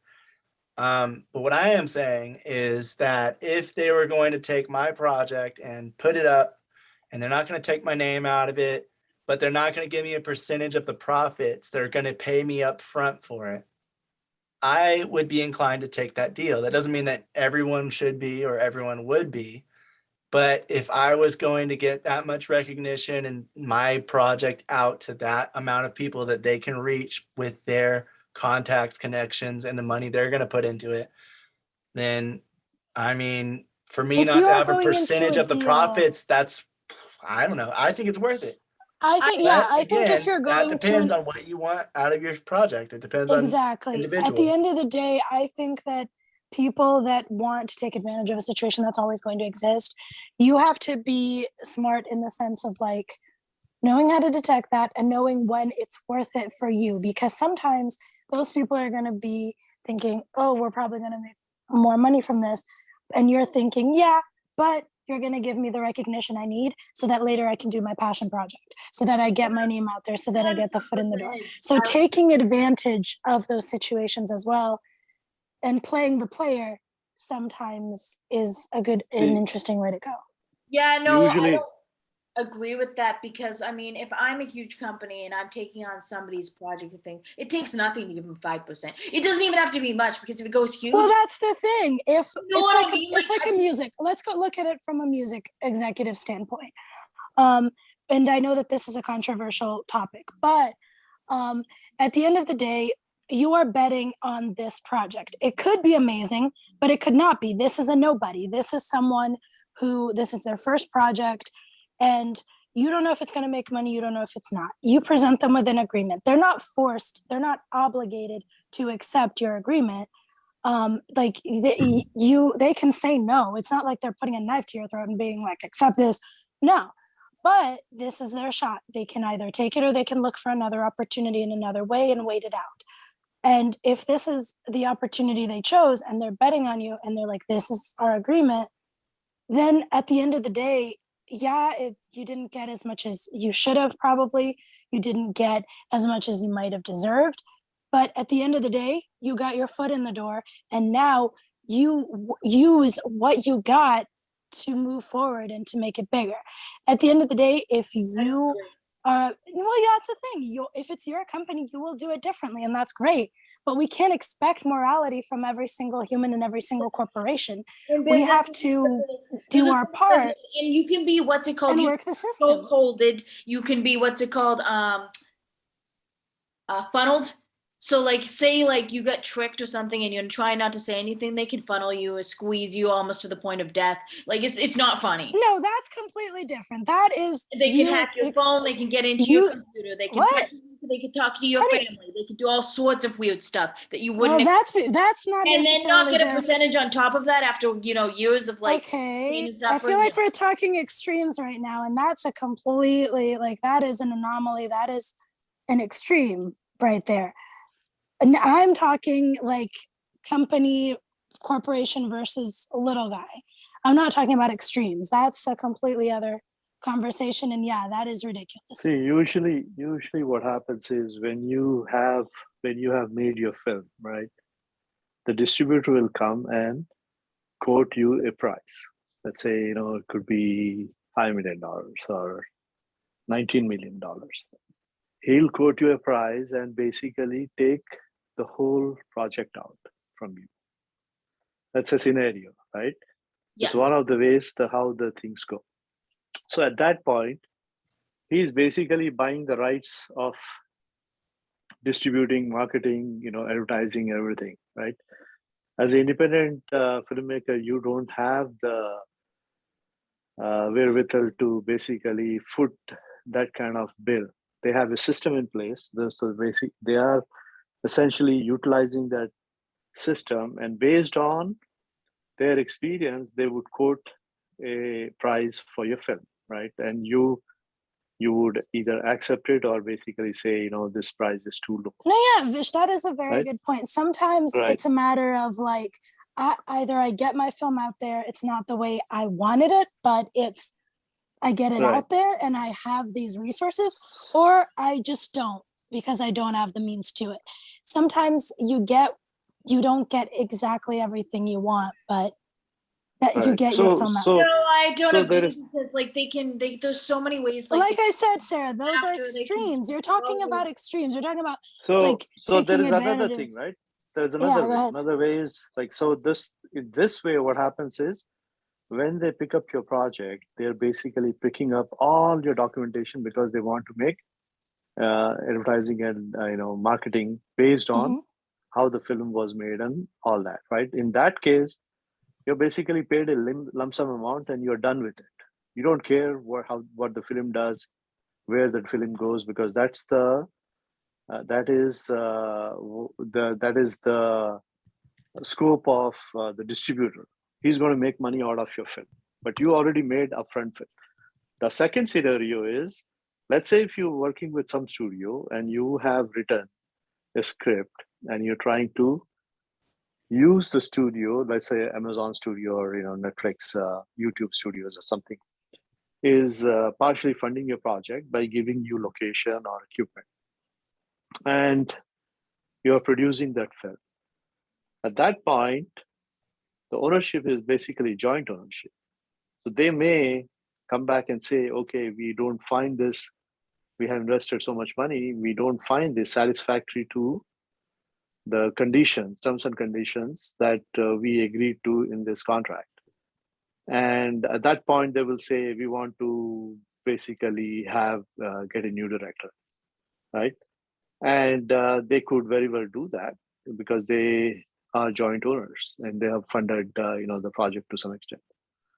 So there are situations like that could happen, that could very well happen. So, it's again a Anything compromise, can right? Yeah, happen. there are Yeah. extremes. Obviously, Yeah. there's extremes in It's a every compromise, industry. because you were But not able to raise your funds. Well, and here's the I mean, thing. the other fact about it is you don't really know. Nobody knew Blair Witch Project was going to be as big as it was. They just thought it was going to make money. So I mean, Right.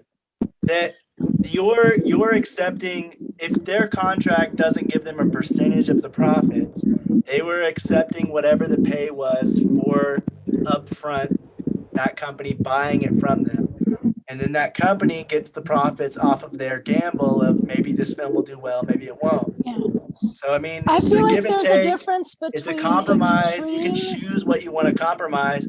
You can negotiate, of course, if you can, and if you can try to get a percentage of it. They might do it, they might not, and then you might say you don't want them to distribute it. But Yeah, I Sure. feel then like you're there's a losing out on difference the between distributor what we're possibly. So talking. it just depends on the I company, feel like the people, the negotiation, the contract itself. There's too many things going on to where we yeah. can nail it down right now. But what I if feel like there's a difference between what we're talking about and what Sarah's talking about. I feel like she's talking about an extreme, like evil TV, evil like Josie and the Pussycats type movie extreme.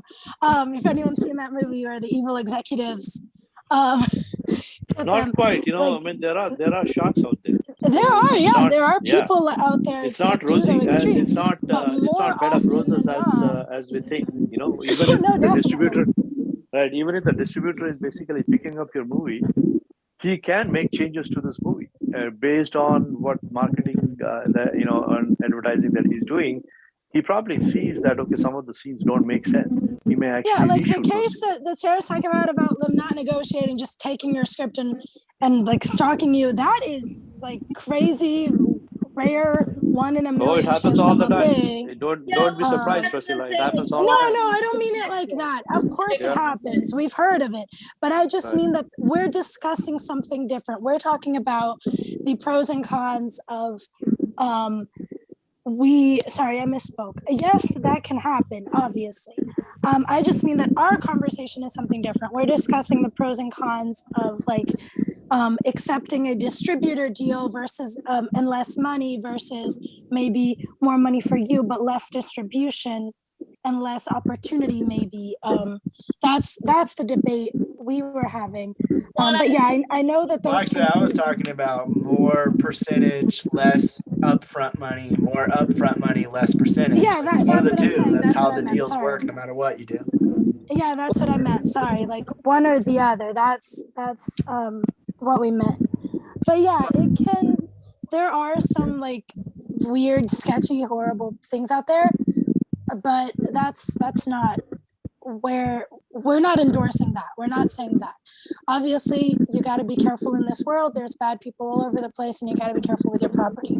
But we have to find the balance between putting our work out there and putting ourselves out there and protecting our intellectual properties, our personal ideas and stuff. It is a hard balance to find. I can imagine in this industry that's so cutthroat, it can be a very hard balance to find. Really interested in all of your personal stories and work and stuff, and they trick and they lie. So it doesn't take much to do a proper negotiation, and it doesn't take much to give somebody 5, to 10% of the profits if they did all the work. I mean, like, it takes nothing. And like, if you're making, say, at the end of the day, and it ends up blowing up to like 50 million or something, you know what I mean? Like, That's Yeah, the but whole we're thing, though. talking- That's the whole thing. Well, no, because if we're talking about it from a distribution's point of view, if they are expecting it to make millions, then no, they will not want to give you 5%. Why? Because that's a lot of money. And, it does take something. It does. It takes their money, their profits. that they're betting on your They're project. having less Yeah. profits because of it, because they're giving out more to people who had the percentage. So that is possible. Hold on. It is possible to get a deal like that, but it doesn't necessarily mean you'll be able to get a percentage anytime you Especially try if to it's your first negotiate. project. Any time you try to get a distribution deal, like, they're not all willing to give out percentages of profits. Especially if it's your first few projects and your name's not a big name not out there locally if you're still making a name for yourself. Brian, I'm sorry, you've been trying to talk for like 30 minutes. What do you say? All right. So to explain that whole deal, it has nothing to do with you being a newbie or any of that stuff. Yes, that is something they look at.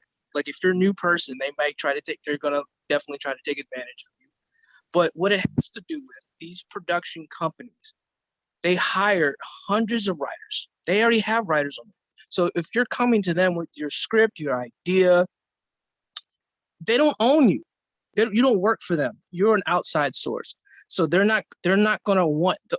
Unfortunately, writers are overlooked, like a lot of other departments. They're overlooked. So if you're coming to script, like you know what I'm saying? Like you take the biggest movie, who wrote it? You don't know. You know who directed it, you know who acted in it, you know who produced it. You don't really know too much about who wrote it unless, you know, it's an author of a book or something like that. But they don't want to deal with you or do any type of negotiation like the 5%. They want to pay you once and then be done with it. To negotiate a 5%, like Coda was saying, now we were talking about this at the past meeting with my deal with my actors who wanted rights to the movie and stuff. Now you're investing yourself into the movie altogether. So now they have whatever they do, you're involved with it. So if like Priscilla was bringing up the music industry, you notice like a lot of these musicians had to fight for their music. Prince had to fight for it. Michael Jackson had to fight to own his music. He didn't own it. People don't know this. Like Michael Jackson's on each and every one of his albums. And then he bought a bunch of Beatles songs and they didn't know. No, and Yeah. that's like I agree. Like if you Like get a huge thing. distribution and you do get your name out there, and it does like take off your career and open so many more doors for like stuff. That's fine as long as it's not like your life story or like something insanely. That does happen. Like the Matrix. The lady who wrote the Matrix got snubbed. So if you look at it now, and she had to fight for over almost 20 years to get her percentage of whatever she was owed. But she literally pitched them that idea. They took it, they stole it, put J&J or whoever they claim wrote it, and boom, there you go. So you have the Matrix, which was stolen. So it's been all that, like you're a human, like that's just so uncool. It takes not. Oh yeah, I know that it's vultures, man, but like at the same time, that's why you're supposed to be protected by agencies and your people and things like that. And it's just super, super like Well, uncool. one thing we're talking, well, this is something else because we're talking about once they were done with their project, they were done filming it and they were selling it to a distributor. That's different than if you're selling an idea or if you're selling a script, because things can change, things can be different, whatever. But when you're selling a project that's already made, it's a bit different compared to like someone stealing it and making it their own. If they bought it and they want to remake the entire thing, they can do that. But if they're buying it from you, they're probably just going to give you the money for that project and publish the project.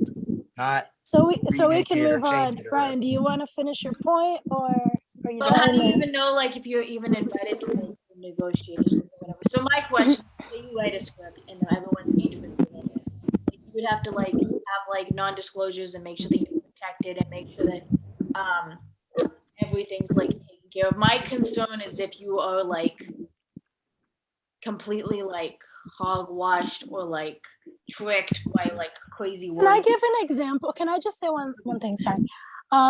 I kind of associate this, and I know that it might not make sense to most people, but I associate this with adoption sometimes, in the sense of sometimes when you're in the when you want something really bad, like you want this child or you want this script out there, you want your name out there, you will send out a bunch of scripts to people, you will submit stuff, you will put stuff out there, and there's a risk that you might not get it. There's a risk that you might get hurt. There's a risk that they might take it away. There's a risk that they might see the script and forget about it and reject it, and then years later see it again and use your idea, and that sucks. But at the end of the day, and you're not going to copyright every single script you send out, because that's expensive. Like if you're starting out and if you're like, if you believe in it, yeah, great, that's amazing to copyright it. But if you're pitching a bunch of ideas, not all of them might be copyrighted. I'm just saying that those risks are risks that are part of the industry, and that are a part that sucks and is a part that's hard. But everything has risks. The world is bad. There's bad people. And sometimes some things fall through the cracks. That doesn't mean you're not going to get your big break. That doesn't mean that things might not change. But that's just a reality of the industry that unfortunately we can't. The only thing we can do is protect ourselves as much as possible, do our research, read our contracts, if we can afford a lawyer, we do it, but and weigh the pros and cons, weigh the pros and cons of each decision, of each deal, of each opportunity to get ourselves out there, because sometimes it's going to take some sacrifice and it's going to take some loss. Does that make sense? Yes and no, but like be willing, like on which sacrifice and which loss. So my issue now is just like, because I have people questioning me about like my life story and stuff, and I have not written it, and I'm not writing it right now because like my trust is pretty low. So like there's that. I'm waiting, but I would be pretty pissed off like if people like ripped something like that up. It's completely different than selling something that you're not attached to. That's like pretty much like selling or of who you are. But for script writers, they might be attached to all their stories. It's all their babies. Yeah, I'm not though. So like if I wrote like a script, it took me 6 months, whatever, and I'm not super attached to it, it's like whatever, it's not a big deal to me. So it's like me personally. So that's like if you like, I mean, there's certain things like you should and shouldn't do. I mean, like crossing those like personal bounds and like stuff and stealing that kind of stuff would, completely hogwash and uncool, especially if you didn't have like a proper deal or you didn't talk about things or you didn't make sure that you know what I mean? I know that these big distribution companies and stuff, they don't care and stuff, but at the end of the day, it almost takes nothing to make sure that like the main people that are pouring their heart and soul. I mean, yes and no. Like Brian said, they are hiring a bunch Well, of the people. difference between They're like a hiring bunch of work. percentage is that they have to continuously factor in all of the costs, and they have to continuously figure it out from then on. Any type of whatever deal they do, any type of TV, distribution they put it on, they have to factor in every amount of cost that's coming in so that they can give out that 5% continuously. It is So a lot more work than people think and people actually know. So it's not just as simple as some people think. You know what I mean? There's one original story, there's one writer, there's one person, there's one, you know what I mean? Not necessarily, because that script can change a lot from the writer to the cinematographer to the director to the editor, like we mentioned. So yeah, the writer might have contributed some. That doesn't mean it's going to be the same story by the time it's done. No, so that's another thing.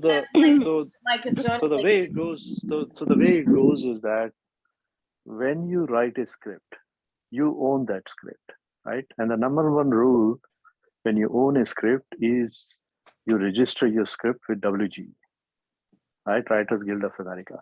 Mhm. And they would give you a copyright on that script. When you get the copy, that's the fundamental rule. If you are basically not really registering your script, you are putting yourself at risk. And all those things that you mentioned are going to surface, because when you're actually taking your script and giving scripts to people, it's going to go to different studios, different managers, different agents, different producers, different directors. They get zillions of scripts on a regular basis. Mm-hmm. And the way it works is that your script lands up on a table of a reader. Every studio has a reader, and they would read your script, probably around 15 to 20 pages of your script.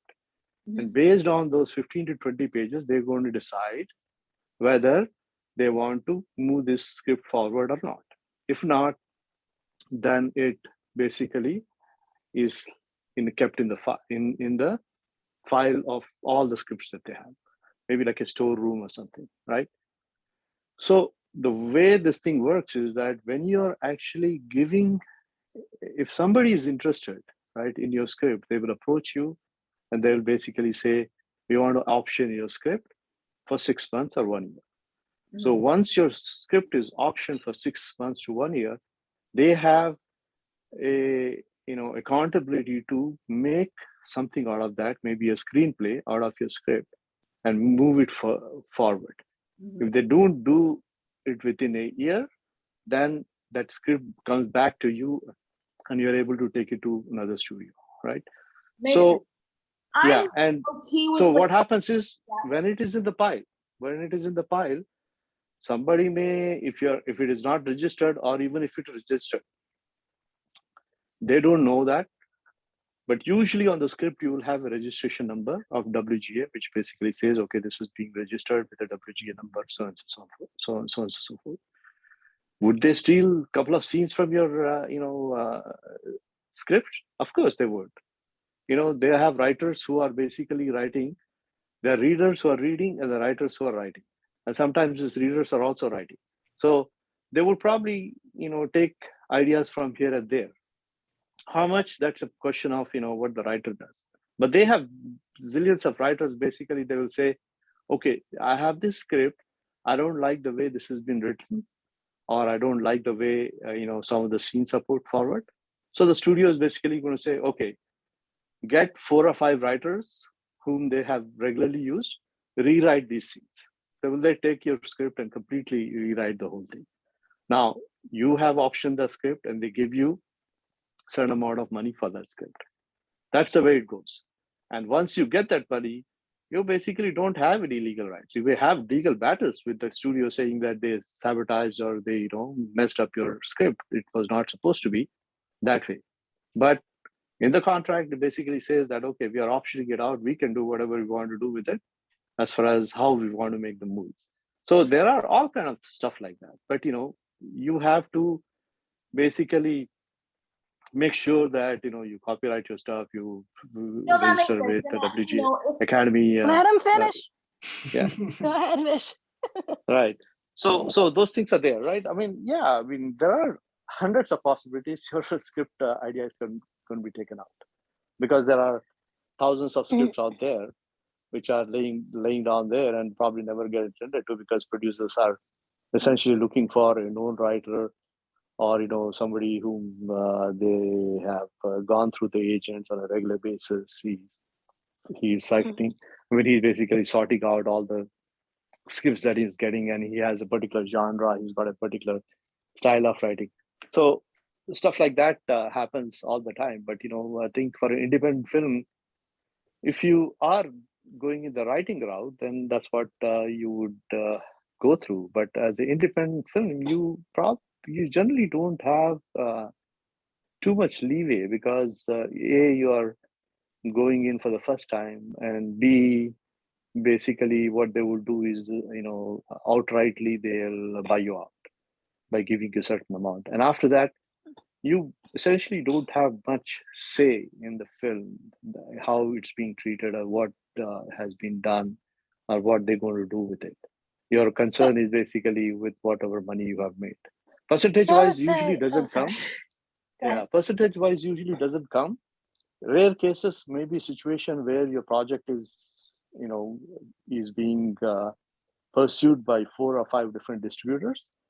At that point, yes, you can negotiate, saying that, okay, I have 4 offers and I want to negotiate this deal. Besides the money that you're giving me, I want to take 5% off the, distribution and marketing, from the distribution. I want to take 5% off the screening, right? So those things happen, but there is a situation and place when that happens. And for most of the, I would say maybe 5% of the films would probably go through that route. Like, what was that? The 10 Years of Slave, right? That was bought out for $19 million, right? That's Sundance. So stuff like that do happen. Did they go through the distribution? Probably not, because they had no idea that their film is going to be such a big success, right? But they So as an independent film, you're not really sure which direction the film is going to take, but it does happen, and that's where the distributors pick, sense it, saying that okay, this particular project is going to do very well. Slumdog Millionaire, same thing. Nobody was picking it up. One distributor picked it up, and lumps of a bounty was paid. Right? I don't know what the deal was, but maybe they negotiated. But yeah, if you come to that stage, if you are in a good position to negotiate the percentage, it's more power to you, and you should do it. Yeah, because if you believe in the project. Yeah. My thinking is being put into a position that makes you at a disadvantage to be negotiated with. I think that there are ways and things that these things can happen. And my thinking is like, that's pretty uncool. Like, if a studio really wants to like rip you apart and whatever they can, and it's absolutely uncool. So I think negotiations is Yeah. not easy. And life is Negotiations take you a unfair. lot That's of, the truth of the matter. no, it should be. The Don't write industry. it then. Just don't even like. It's just No, but that's the thing. Every dream has a risk. Every chance that you take in your career has a risk. There's always going to be, oh, I'm never going to write because someone might steal my idea. That's not a way to live. If that's No, if it's just a write it story you within want to reason. I'm gonna write like fantasy first and like something else. No, exactly. Be smart and write your stuff that you aren't like. Leave your passion project as like something you're going to be working on long term, and work on other things, and keep that in the back burner for one day when you're more established, or when you have someone, when you feel like it's ready to be just shared around and you already registered as a it. matter of fact, even the seasoned writers, they get screwed, by Yeah. people. They might be writing for 15 years. Even they get screwed sometimes. I've seen people, But I don't want to be happen to screwed. All right, now both of you. Ryan has been trying to talk for a million years. Ryan, I'll give you the talking stick, and then we'll go back to Coda and let him finish off the night. Go ahead. No, I was gonna say, like, writers genuinely don't really get a percentage, and they've been getting screwed over. That's what the whole NBC strike was about. Like, they just keep getting screwed over. And like Vish was saying, yes, protect yourself, get a copyright, but once you make that negotiation and they buy the script, you have to hand over that copyright to them. And then, like Vish said, it's whatever they want. So they could buy your script, put it in a closet, and not even make your film. And then, so you know what I mean?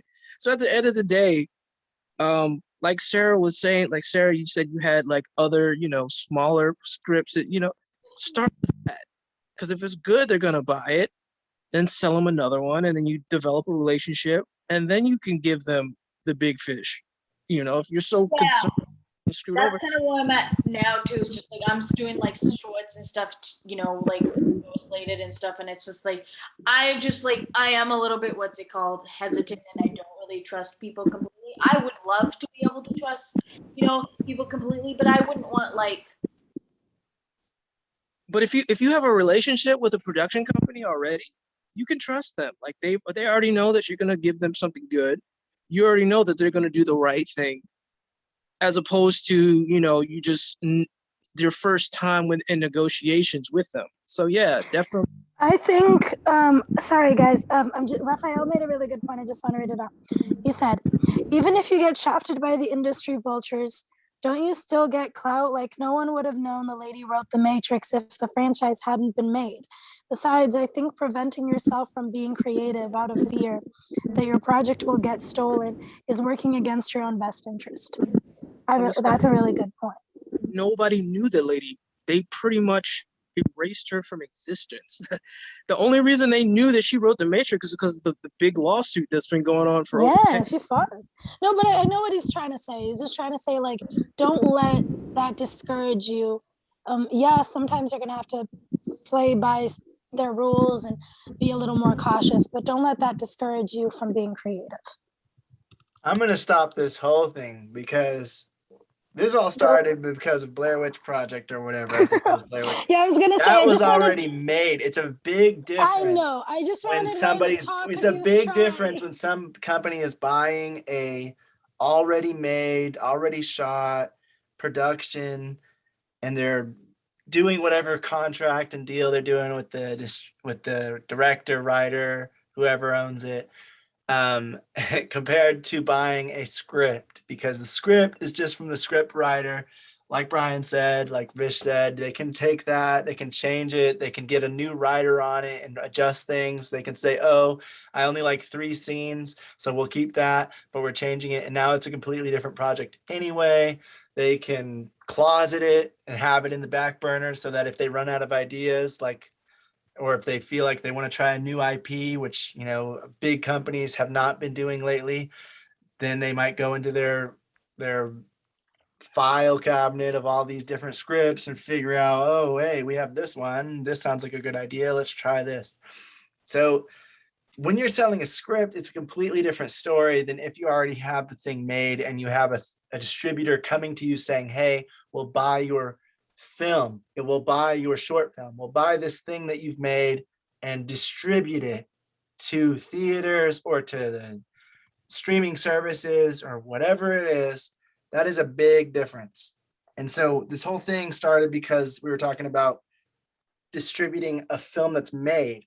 That is less of a risk compared to selling a script. You have more chances of getting screwed over when you're selling your script compared to when you are selling the project that's already made, because you've already made it. You have the credits, you have all the stuff, you have all of the data in the internet and IMDb and all of that of the credits of who made it and where it came from.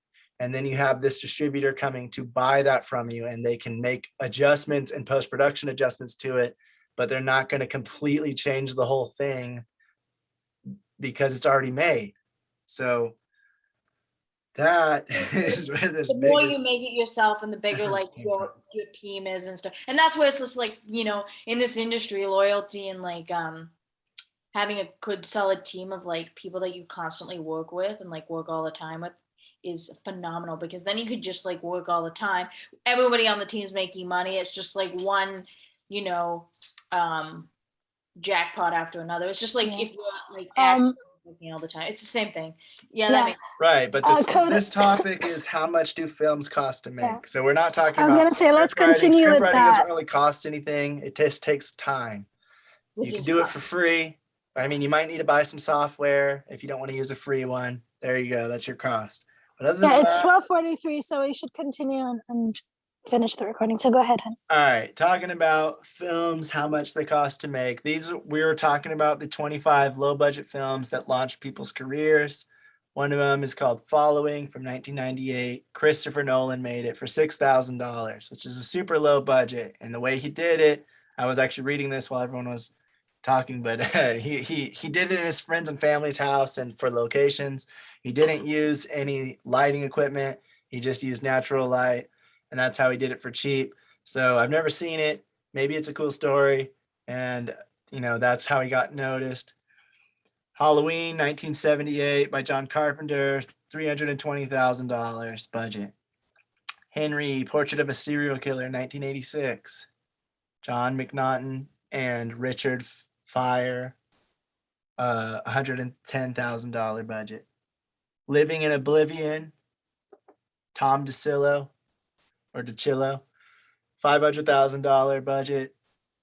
Lord of the Flies from 1963, which is pretty old. It's $250,000 traumatizing. budget. Mad Max, the first one, not the new one that just came out, $350,000.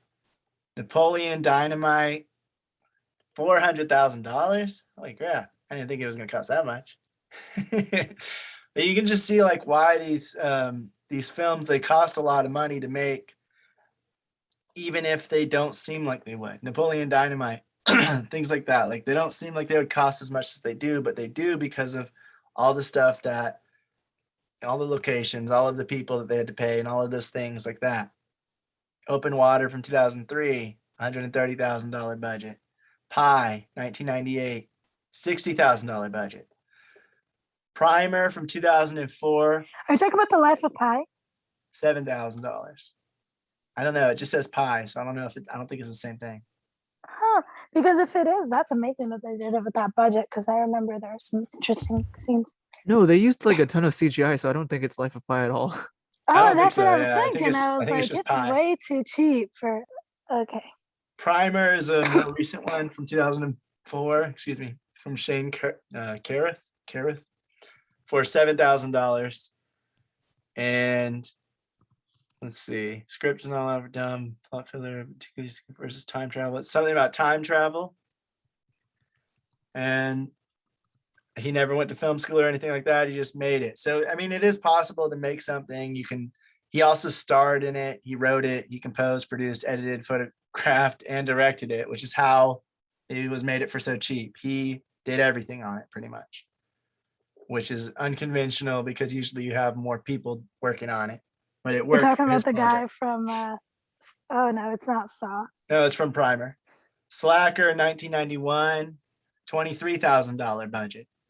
Ooh. Swingers from 1996, $250,000 budget. Jon Favreau. That's how he was discovered. Isn't that a rom com? Probably. I don't know Oh, exactly what all these I didn't films know it cost are. I that just much. know that these are the ones that launched people's careers and the budget that they came in. The Texas Yeah. Chainsaw Massacre, 1974, 83,000. That's a very specific budget for some reason, but $83,532. Yeah. Like all the rest of them just had a round number, but this one's very specific. Yeah. Welcome to the Dollhouse, $800,000, 1995. So, I mean, it just goes to show that depending on it's not really about the budget itself. It's about the film, what you did with it. If the story is interesting and compelling, characters, things like that. How you worked Because you around the can budget. make a I feel like film for creativity is a big part of $23,000. it. You just have to work out how to do it. But you can also make one for $800,000, and you're still gonna have to figure out how to do it because depending on what you're making, you might have to jump through some hoops, and you might have to, do some creative thinking on how to get things done. Yeah, Every single creativity is not project just you're in on, building no a matter how story. big the budget is, you're always going to need to creatively think about how to get it done efficiently and how to get it done on the cheapest way you can. So going on from that, if you guys want to, I'm not going to go over all these, but I put together like the budget of a bunch of these different films with the box office numbers based on Wikipedia. And again, for a lot of these projects, it also has a separate